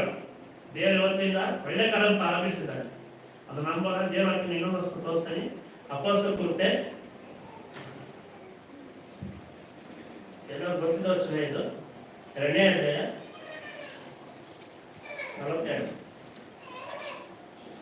43 ಸಾರಿ. ಎಲ್ಲರಿಗೂ ಭಯ ಉಂಟಾಯಿತು. ಇದಲ್ಲದೆ ಅನೇಕ ಅದ್ಭುತ ಕಾರ್ಯಗಳು, ಸೂಚಕ ಕಾರ್ಯಗಳು ಅಪೊಸ್ತಲರ ಕೈಯಿಂದ ನಡೆದವು. ನಂಬಿದವರೆಲ್ಲರೂ ಒಗ್ಗಟ್ಟಾಗಿದ್ದು ತಮ್ಮದೆಲ್ಲವನ್ನು ಮೃದುವಾಗಿ ಅನುಭವಿಸುತ್ತಾ ತಮ್ಮ ತಮ್ಮ ಚಲಸ್ಥಿರ ಸ್ವತ್ತುಗಳನ್ನು ಮಾರಿ ಬಂದ ಹಣವನ್ನು ಎಲ್ಲರಿಗೂ ಅವರವರ ಅಗತ್ಯವಿದ್ದ ಹಾಗೆ ಹಂಚಿಕೊಡುತ್ತಾ ಇದ್ದರು. ಅವರು ದಿನಾಲು ಏಕ ಮನಸ್ಸಿನಿಂದ ದೇವಾಲಯದಲ್ಲಿ ಕೂಡುತ್ತಾ ಮನೆ ಮನೆಗಳಲ್ಲಿ ರೊಟ್ಟಿ ಮುರಿದು ಉಲ್ಲಾಸದಿಂದಲೂ ಸರಳ ಹೃದಯದಿಂದಲೂ ಊಟ ಮಾಡುತ್ತಾ ಇದ್ದರು. ದೇವರನ್ನು ಕೊಂಡಾಡುವವರಾಗಿ ಜನರೆಲ್ಲ ದಯವನ್ನು ಹೊಂದವರಾಗಿ ಇದ್ದರು. ಕರ್ತನು ರಕ್ಷಣೆ ಮಾರ್ಗದಲ್ಲಿ ಇರುವವರನ್ನು ಇನ್ನೂ ಅವರ ಮನೆಗೆ ಸೇರಿಸಿದ್ದನು. ನಾನು ಇದು ವಾಕ್ಯ ನಂಬತಕ್ಕದ್ದು, ನಾನು ಆಯ್ಕೆ ಮಾಡ್ತೇನೆ. ಸ್ವಾಮಿ 6 ವರ್ಷದಿಂದ ಇದೇ ಕೆಲಸ ಮಾಡ್ತಾ ಇದ್ದೇನೆ. ನಾವೇನು ಏಕ ಮನಸ್ಸಿಂದ ಏನು ಮಾಡ್ತಾ ಇದ್ವಿ, ನಮ್ಮ ಸಭೆಯನ್ನು ದೇವರನ್ನು ಕೊಂಡಾಡ್ತಾ ಇದ್ವಿ, ದೇವರು ಸ್ತುತಿಸ್ತಾ ಇದ್ವಿ, ನಾವು ಒಬ್ರಿಗೊಬ್ಬರು ದೇವವಾಕ್ಯ ಬೋಧಿಸ್ಕೊಳ್ತಾ ಇದ್ವಿ. ಆದರೆ ಯೇಸುಸ್ವಾಮಿ ಏನ್ ಮಾಡಿದ್ರೆ ಈ ಸಭೆಯಲ್ಲಿ ಅನೇಕ ರಕ್ಷಣೆ ಮಾರ್ಗದಲ್ಲಿ ಅನೇಕ ಕುಟುಂಬ, ಅನೇಕ ಯವನಸ್ಥರು ಸಭೆ ನಡೆಸಿದ ಸ್ವಾಮಿ. ಇದು ಯಾರ ಕೆಲಸ ಇದೆ? ಇದೇ ಮಾಡಿದ ಕೆಲಸ ಇದೆ, ದೇವ್ರು ಮಾಡಿದ ಕೆಲಸ ಇದೆ. ನಮ್ಮ ಸಭೆ ಜೀವಿತದಲ್ಲಿ ದೇವ್ರು ಮಾಡಿದ. ಕೆಲವು ಜನ ಇದ್ವಿ ಸಭೆಯಲ್ಲಿ, ನಾವು ಆರ್ಷೆ ಹಿಂದ್ಗಡೆ ನೋಡುವಾಗ ಒಂದು 10-12 ಮಂದಿ ಇದ್ವಿ ಅಷ್ಟೇ. ಅದು ದೇವರು ಅದ್ಭುತವಾಗಿ ಅನೇಕ ರಕ್ಷಣೆ ಇದ್ದವ್ರನ್ನು, ದೀನ ಕುಟುಂಬವನ್ನು, ದೇವರಲ್ಲಿ ಆಸಕ್ತಿ ಇದ್ದವ್ರನ್ನು, ದಾವುಳ್ಳರನ್ನು ಈ ಸಭೆಯಲ್ಲಿ ದಿನಾಲು ನಡೆಸ್ತಾರ. ನಾವು ಆಯ್ಕೆ ಮಾಡ್ತೀವಿ, ದೇವ್ರು ನಮ್ಮ ಜೊತೆ ಇದ್ದಾನೆ, ದೇವರು ಇನ್ನೂ ಮುಂದೆ ನಡೆಸ್ತಾನ. ಈ ಸಭೆಗೆ ಇದ್ದು ದೇವ್ರಿಗೋಸ್ಕರ ಜೀವಿಸೋಣ, ದೇವ್ರಿಗೋಸ್ಕರ ನಾವು ಆಸಕ್ತಿಯಿಂದ ಇರೋಣ. ದೇವ್ರು ನಮ್ಮ ಸಭೆಯಲ್ಲಿ ಇದ್ದಾನೆ, ಆಯ್ಕೆ ಮಾಡ್ತೀನಿ, ದೇವ್ರು ನಮ್ಗೆ ನಡೆಸ್ತಾ ಇದ್ದಾನೆ. ನಮ್ಮ ಪ್ರತಿಯೊಂದು ಕುಟುಂಬ ನಡೆಸ್ತಾನ, ನಮ್ಮ ಯವನಸ್ಥ ನಡೆಸ್ತಾನ. ಈ ಸಭೆ ಒಂದಿನ ಎಷ್ಟು ಪ್ರತ್ಯಕ್ಷವಾಗುವಾಗ ನಾವೆಲ್ಲರೂ ಆತನಿಗೆ ಸಮರ್ಪಣೆ ಆಗ್ತೇವೆ. ನಾವು ಆಯ್ಕೆ ಮಾಡೋದನ್ನ ಈ ಜೀವನ ಮಾಡೋಣ, ಒಬ್ಬರಿಗೊಬ್ಬರು ಸನ್ಮಾನಿಸೋಣ, ದೇವರ ನಡೆಸೋಣ.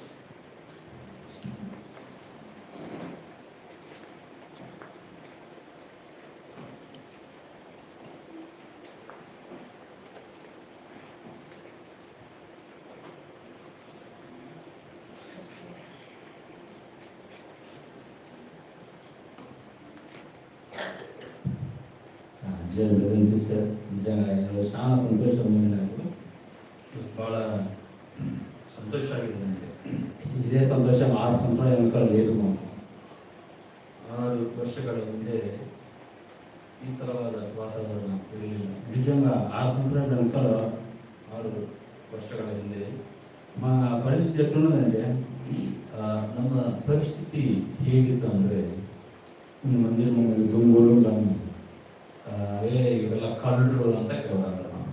కొన్ని మంది ఎవరైనా మాతో మాట్లాడితే ఇమీడియట్లీ వాళ్ళ మీద ಕಂಪ್ಲೇಂಟ್ಸ್ వస్తుంది. ಯಾರಾದರೂ ನಮ್ಮೊಟ್ಟಿಗೆ ಮಾತನಾಡಿದರೆ ಅವ್ರ ಮೇಲೆ ಹೋಗಿ ದೂರುಗಳು ಹೋಗ್ತಿದ್ವು. కొంతమంది మా గుంపులో ఉన్నప్పుడు చూస్తే ఇమీడియట్లీ వాళ్ళ ఆపోజిట్ వాళ్ళ ఫోన్ నెంబర్ తీసేసి మీ దాంట్లో ఉండకూడదు అని కంప్లైంట్స్. ಯಾರು ನನ್ನ ಮಾತಾಡಿರೋ ಮಟ್ಟಿಗೆ ಅವರ ಫೋನ್ ನಂಬರ್ ಸಹ ಇರಬಾರ್ದು, ನಿಮ್ಮ ಫೋನಲ್ಲಿ ತೆಗಿಬೇಕು ಅವ್ರ ನಂಬರ್ ಅಂತ ಹೇಳಿ ಅವ್ರನ್ನ ದೌರ್ಜನ್ಯ.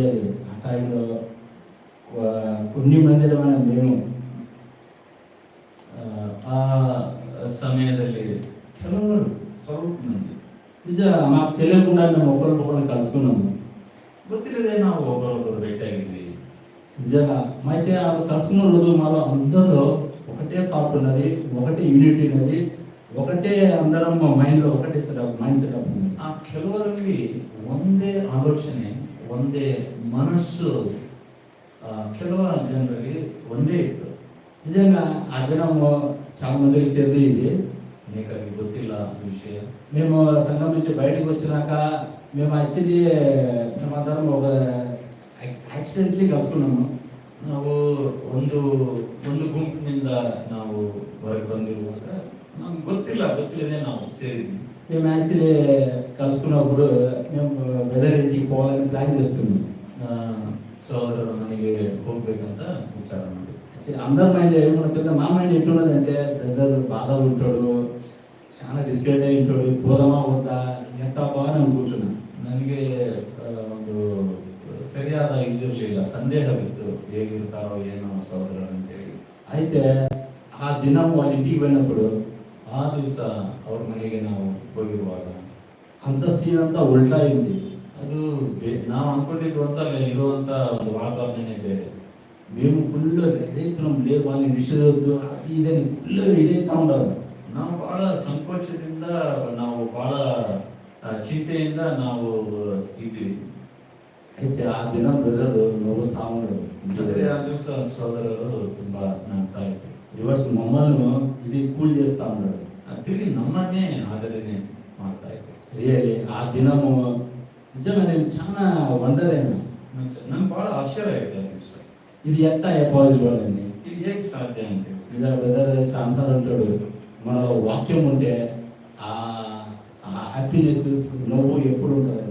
ನಮ್ಮಲ್ಲಿ ವಾಕ್ಯ ಇರೋದಾದ್ರೆ ನಾವು ಯಾವಾಗಲೂ ನಗ್ತಾನೆ ಇರ್ತೀವಿ, ಸಂತೋಷವಾಗಿರ್ತೀವಿ ಅಂತ ಸಹೋದರರು. రియల్ బ్రదర్స్ సిస్టర్, ఈ దినంలో నేను అది ఎంజాయ్ చేస్తున్నాను.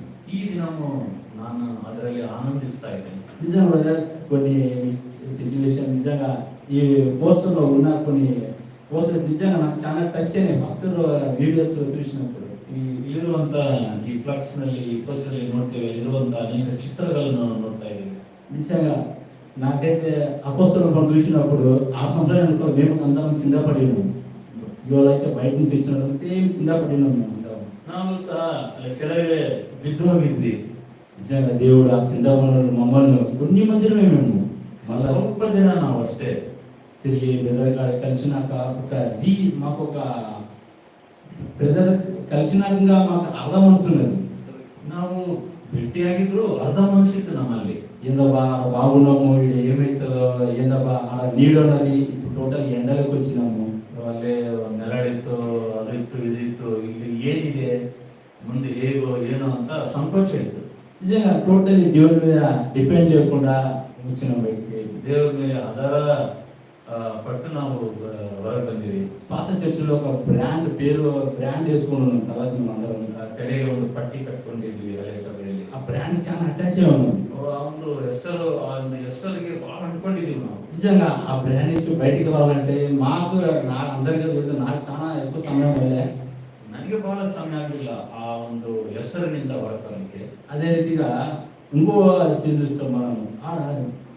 దేవుడు అపోస్తలులు శాపలు పట్టేటప్పుడు ಅಲ್ಲಿ ಇನ್ನೊಂದು ಮೊದಲು ಅಲ್ಲಿ ಪೌಲನು ಬಿದ್ದಿರುವುದನ್ನು ನೋಡ್ತಾ ಇದ್ದೀವಿ, ಎರಡನೇದು ಮೀರಿಡುವುದನ್ನು ನೋಡ್ತಾ ಇದ್ದೀವಿ. ఆ మీద ఏంటంటే మేము ఇంకా స్టార్టింగ్ లో కొత్త చర్చ్ పెట్టినప్పుడు చాలా ఊర్లకు తిరిగినాం. మేము ಬಹಳಷ್ಟು ಊರುಗಳಿಗೆ ತಿರುಗಾಡಿದ್ವಿ ನಾವು ಪ್ರಾರಂಭದಲ್ಲಿ. చాలా యాడంటే వదిలించడం చేపలే పట్టంలే. ಇಲ್ಲಿದ್ರಲ್ಲಿ ಬಿಡಾಕ್ತಿದ್ವಿ, ಹಿಡಿದಿದ್ವಿ. అయితే ఈరోజు చూస్తున్నా దేవుడు మంచిగా ఫిష్ తెచ్చింది. ಹಾಗಾಗಿ ಈ ದಿವಸ ನೋಡ್ತೀವಿ ದೇವರು ಅನೇಕ ಒಳ್ಳೆ ಮೀನುಗಳನ್ನು ದೇವರು వెరైటీ ఆఫ్ ఫిషెస్ తెచ్చింది. ತರತರವಾದಂತ ಮೀನುಗಳು. నిజంగా బ్రదర్స్ సిస్టర్స్ అవన్నీ చూసినప్పుడు నాకు ఆ దినం నుంచి ఈ రోజు వరకు ప్రతి పాతయన్నీ మధ్య వస్తాను. ಹಳೆ ವಿಷಯಗಳು ನನಗೆ ನೆನಪು ಬರ್ತಾ ಇತ್ತು. అదే రీతిగా మేము చాలా ఎంటీగా ఉన్నాము, ನಾವು ಖಾಲಿ ಆಗಿದ್ವಿ. మాకు కావాల్సినది అన్ని వేల పైన. అయితే అక్కడ ఉండే అమౌంట్ చూసి మేము జీరోలో ఉన్నాం. ಬೇಕಾಗಿರೋದು ಬಹಳ ಇದೆ, ಆದ್ರೆ ನಮ್ಮ ಕೈಯಲ್ಲಿ ಏನೂ ಇಲ್ಲ. తర్వాత అదే రీతిగా వస్తున్నాము. స్త్రీ విడో స్త్రీ ಬಡ ವಿಧವೆಯನ್ನು ನಾವು ನೋಡ್ತಾ ಇದ್ದೇವೆ. నిజంగా దేవుడు మాకు డబ్బులే కానీ మంచి పాట్స్ రిజల్ట్స్ ఇచ్చింది. ಹಣ ಕೊಟ್ಟಿಲ್ಲ, ಆದ್ರೆ ಒಳ್ಳೆ ಪಾತ್ರೆಯನ್ನು ದೇವರು ಕೊಟ್ಟಿದ್ದಾರೆ. ఆ పాట్స్ అంతా మనమే. ಆ ಪಾತ್ರೆಗಳು ನಾವೆಲ್ಲರೂ. నేను నమ్ముతున్న బ్రదర్స్ మనకు దేవుడు మంచి ఫుల్ ఆఫ్ ఆయిల్ నింపి ఈ సంఘంలో పెట్టిండు మనందరూ. ಒಳ್ಳೆ ಎಣ್ಣೆಯಿಂದ ತುಂಬಿ ಆ ಪಾತ್ರೆಗಳನ್ನು ತುಂಬಿರುವಂತ ಪಾತ್ರೆಗಳನ್ನಾಗಿ ದೇವರು ನಮ್ಮ ಸಭೆಯಲ್ಲಿ ಇಟ್ಟಿದ್ದಾರೆ. అయితే ఆ స్త్రీకి ఆ రోజు ఆ మెరకల్ చేసిన స్త్రీని ఆ నూనె అమ్మమన్నాడు. ಆ ಒಂದು ಎಣ್ಣೆಯನ್ನು ನೀವು ಹೋಗಿ ಮಾರ ಅಂತ ಹೇಳಿದ್ರು. అయితే మనం ఈ సంఘంలో దేవుడు మనం నూనె ఇచ్చి మనను ఇంకా అందరూ నిజంగా బ్రదర్ అన్నట్టు ఇడికొచ్చి వాకింగ్ చెప్పిన అవసరం లేదు. ಬ್ರದರ್ ಸೋದರ ಹೇಳಿದಾಗೆ ಎಲ್ಲರೂ ಬಂದು ಇಲ್ಲಿಂದನೇ ವಾಕ್ಯ ಹೇಳ್ಬೇಕಂತ ಏನು ಅವಶ್ಯಕತೆ ಇಲ್ಲ. నేను నమ్ముతున్న బ్రదర్ కమ్ సిస్టర్స్ ఇండివిజువల్ గా బిహైండ్ ద స్క్రీన్ చాలా చేస్తా ఉన్నారు. ಅನೇಕರು ವೈಯಕ್ತಿಕವಾಗಿ ಯಾರಿಗೂ ಗೊತ್ತಿಲ್ಲದೆ ಅನೇಕರಿಗೆ ಹೋಗಿ ಸುವಾರ್ತೆಯನ್ನು ಸಾರುವಂತ ಜನರು ನಮ್ಮ ಸಭೆಯಲ್ಲಿದ್ದಾರೆ. అదే రీతిగా ఈ రోజు సంఘంలో ఎట్టుండమో మన వీక్ మీటింగ్స్ లో అట్లా కనపడాలా అని నా ఇష్టం. ಇವತ್ತು ನಾವು ಹೇಗೆ ಕಾಣ್ತಾ ಇದ್ದೀವಿ ನಮ್ಮ ವಾರದ ಕೂಟಗಳು ಸಹ ಆ ತರ ಕಾಣ್ಬೇಕು. ఆ రోజు నూనె అయిపోతుందో మళ్ళీ నూనెను బొచ్చి పెట్టి ఇది చేస్తున్నా ಒಂದು ಎಣ್ಣೆಯನ್ನು ನಾವು ಉಪಯೋಗಿಸ್ತಾ ಇದೀವೋ ಅದನ್ನು ಮುಚ್ಚಿಟ್ಟಿದವೋ ನನಗೆ ಗೊತ್ತಿಲ್ಲ. నిజంగా దేవుడు ఆ రోజు ఈ రోజు వరకు అంకరీతిగా అద్భుతాలు చేస్తున్నారు. ನಾವು ಅನ್ಕೊಳ್ಳದೆ ದೇವರು ಅನೇಕ ರೀತಿಯಲ್ಲಿ ದೇವರು ಸಭೆಯನ್ನು ನಡೆಸ್ತಾ ಇದ್ದಾರೆ. ఫైనాన్స్ విషయంలో చూస్తే ಹಣಕಾಸಿನ ವಿಷಯದಲ್ಲಿ ನೋಡೋದಾದ್ರೆ మాకు కావాల్సిన ఐటమ్ వచ్చి 1 lakh పైన ఉంటుంది. ನಮಗೆ ಬೇಕಾಗಿರುವಂತ ಒಂದು ವಸ್ತು ಅದರ ಬೆಲೆ 1 ಲಕ್ಷಕ್ಕಿಂತ ಹೆಚ್ಚಿಗೆ ಇರುತ್ತೆ. మా కాడ ఉండేది 10,000 20,000 ఉంటుంది. 10-20 ಸಾವಿರ ಇರುತ್ತೆ ನಮ್ಮಲ್ಲಿ. అయితే వండర్స్ గా మేము పెద్ద పెద్ద ఐటమ్ కొనుక్కున్నా ఇప్పుడు మేము జీరో కాలేదు. ఈ రోజు జీరో చేయలేదు. ಅನೇಕ ವಸ್ತುಗಳನ್ನು ಸಭೆಗಾಗಿ ಕೊಂಡ್ಕೊಂಡಿದ್ದೇವೆ, ಬೆಲೆಯುಳ್ಳ ವಸ್ತುಗಳನ್ನು ಕೊಂಡ್ಕೊಂಡಿದ್ದೇವೆ. ಆದರೆ ದೇವರು ಎಂದೂ ಸಹ ಹಣದ ವಿಷಯದಲ್ಲಿ ಕೊರತೆ ದೇವರು ಮಾಡಿಲ್ಲ. అదే రీతిగా నిజంగా నేను చెప్పాలంటే చాలా మంది అయితే షార్ట్ నేను టెస్ట్ చెప్పాలనుకుంటున్నా. ಹೇಳೋದು ಭಾಳ ಇದೆ, ಅದು ಸಂಕ್ಷಿಪ್ತವಾಗಿ ನಾನು ತಿಳಿಸ್ತಾ ಇದ್ದೇನೆ. నిజంగా ఆ టైంలో కొన్ని ఫ్యామిలీస్ కొంతమంది బ్రదర్స్ నిజంగా చాలా సపోర్టివ్గా నిలబడి ఆ రోజు నిలబడడం బట్టి ఈరోజు మనం ఇంతగా దేవుడు అద్భుతంగా సంఘం తెలియజేసాడు. ಕೆಲವು ಸಹೋದರರು ಕೆಲವು ಸಹೋದರಿಯರು ನಂಬಿಕೆಯಿಂದ ನಿಂತಿರುವ ಕಾರಣ ದೇವರು ಅವರ ನಂಬಿಕೆಯನ್ನು ನೋಡಿ ದೇವರ ಸಭೆಯನ್ನು ಮುಂದುವರಿಸಿದನು. నిజంగా ఆ రోజు మేము కేవలము కొన్ని ఒక హార్డ్లీ 4 to 5 ఫ్యామిలీస్ మేము కూడుకుంటున్నాము. 4-5 కుటుంబాలు సేర్ತಾ ಇದ್ದೀವಿ. నిజంగా నేను మాత్రం అనుకలే దేవుడు ఆ నుంచి ఇది వరకు తెస్తాడని. ಅಲ್ಲಿಂದ ಇಲ್ಲಿಯ ತನಕ ದೇವರು ತರ್ತಾನಂತೆ. నిజంగా ప్రతి సంవత్సరము దేవుడు అద్భుతం చూస్తున్నాం. దేవునితో ఒక ఫేత్ ఎక్కువ అవుతా ఉంది. ದೇವರಲ್ಲಿ ಬರ್ತಾ ಬರ್ತಾ ನಮ್ಮ ನಂಬಿಕೆ ಹೆಚ್ಚಾಗ್ತಾ ಇದೆ. నిజంగా అదే రీతిగా నేను నమ్ముతున్నాం. స్టార్టింగ్ రోజులో మేమంతా ఫస్ట్ స్టేజ్ దేవుడు వాటర్ తో వైన్ చేసిండు. ಅಲ್ಲಿ ನೀರನ್ನು ದ್ರಾಕ್ಷಾರಸವನ್ನಾಗಿ ಬದಲಾಯಿಸಿದಂತ ಯೇಸು. నిజంగా మనం అందరం నీలై ఉన్నాము. నేను నమ్ముతున్నా దేవుడు అందరినీ ఈ సంఘంలో వైన్ గా చేంజ్ చేస్తున్నాడు. ನಾವೆಲ್ಲ ನೀರಾಗಿದ್ವಿ, ಆದ್ರೆ ಎಲ್ಲರನ್ನೂ ದೇವರು ದ್ರಾಕ್ಷಾರಸವಾಗಿ మార్పరిస్తాం. నిజంగా మనం 6 సంవత్సరాల నుంచి 7 సంవత్సరాలు పెట్టినప్పుడు మనం అందరము వైన్ గా పోయి అందరికి చెప్పేసేసాం. 6 ವರ್ಷದ ನಂತರ 7ನೇ ವರ್ಷದಲ್ಲಿ ನಾವು ರುಚಿಕರವಾದ ದ್ರಾಕ್ಷ ರಸವಾಗಿದ್ದು ಅನೇಕರಿಗೆ ನಾವು ದೇವರ ರುಚಿಯನ್ನು ನಾವು ತೋರಿಸ್ಕೊಳ್ಳೋಣ. అదే రీతిగా ముఖ్యంగా కుమారునకు తర్వాత విరోధానికి చాలా థ్యాంక్స్ చెప్తా. ಸಹೋದರರಿಗೆ ಮತ್ತು ಮನೆಯವರಿಗೆ ನಾನು ಮನೆ ಹೇಳ್ತೇನೆ. ఎందుకంటే స్టార్టింగ్ లో నిజంగా బ్రదర్ నాకు మీరు లీడ్ చేయాలన్నప్పుడు నాకు అంటే అంటే ఏం తెలియదు, బైబిల్ గురించి ఏమైనా తెలియదు. ಸಹೋದರರೇ, ನೀವು ಸಭೆಯನ್ನು ನಡೆಸಬೇಕು ಅಂದ್ರೆ ಪ್ರಶಾಂತ್ ನಡೆಸಬೇಕಂದ್ರೆ ನನಗೆ ಏನು ಗೊತ್ತಿಲ್ಲ, ನಾನು ಹೇಗೆ ನಡೆಸಲಿ ಅಂತ ಹೇಳಿದೆ. నిజంగా బ్రదర్స్ ఆ రోజు నుంచి ఈ రోజు వరకు దేవుడు ఒక ఫేత్ వీళ్ళు ఎంత నమ్మిండ్రో అట్టంగా నేను దేవుడు నమ్మిన. నిజంగా అద్భుతంగా నా జీవితంలో ఏం చేసినా మీ అందరి జీవితంలో దేవుడు చేస్తాను. ಈ 6 ವರ್ಷಗಳ ಕಾಲ ಅಂತ ವ್ಯಕ್ತಿ ಖಾಲಿಯಾಗಿದ್ದ ವ್ಯಕ್ತಿಯನ್ನು ದೇವರು ತುಂಬಿಸಿ ನನ್ನ 4 ವರ್ಷಗಳ ಕಾಲ ಸಭೆಯನ್ನು ಪ್ರೀತಿಸುವಂತೆ ನಡೆಸಿದ ಈ ಕಾರ್ಯವನ್ನು ನಿಮ್ಮ ಜೀವಿತದಲ್ಲಿ ಸಹ ಮಾಡ್ತಾನೆ ಅಂತ ಹೇಳಿ ನಾನು ನಂಬ್ತಾ ಇದ್ದೇನೆ. ముఖ్యంగా కుమారున చాలా నిజంగా మీరు అనుకుంటారు కుమారున చాలా week and is very strong iron man. Okay, next. ఎందుకంటే నిజంగా కుమారున చాలా మమ్మల్ని వేరు చేసిండు. నిజంగా ఇంత ఈ వాలంటీర్ పిచ్చెస్ పండాలంటే దానికి ప్రయాసం చాలా కుమారున ఉంది. సో ప్రయాస థ్యాంక్ యూ. క్లాప్స్ నా ఎవరైనా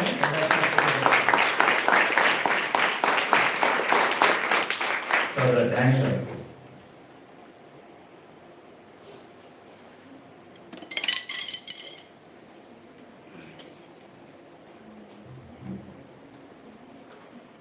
ಸಿಸ್ಟರ್ಸ್, 3 ಮಂದಿ ಹಿರಿಯರಿಗೆ ಹೃದಯಪೂರ್ವಕ ಕೃತಜ್ಞತೆ ಹೇಳ್ತಾ ಇದ್ದೀನಿ.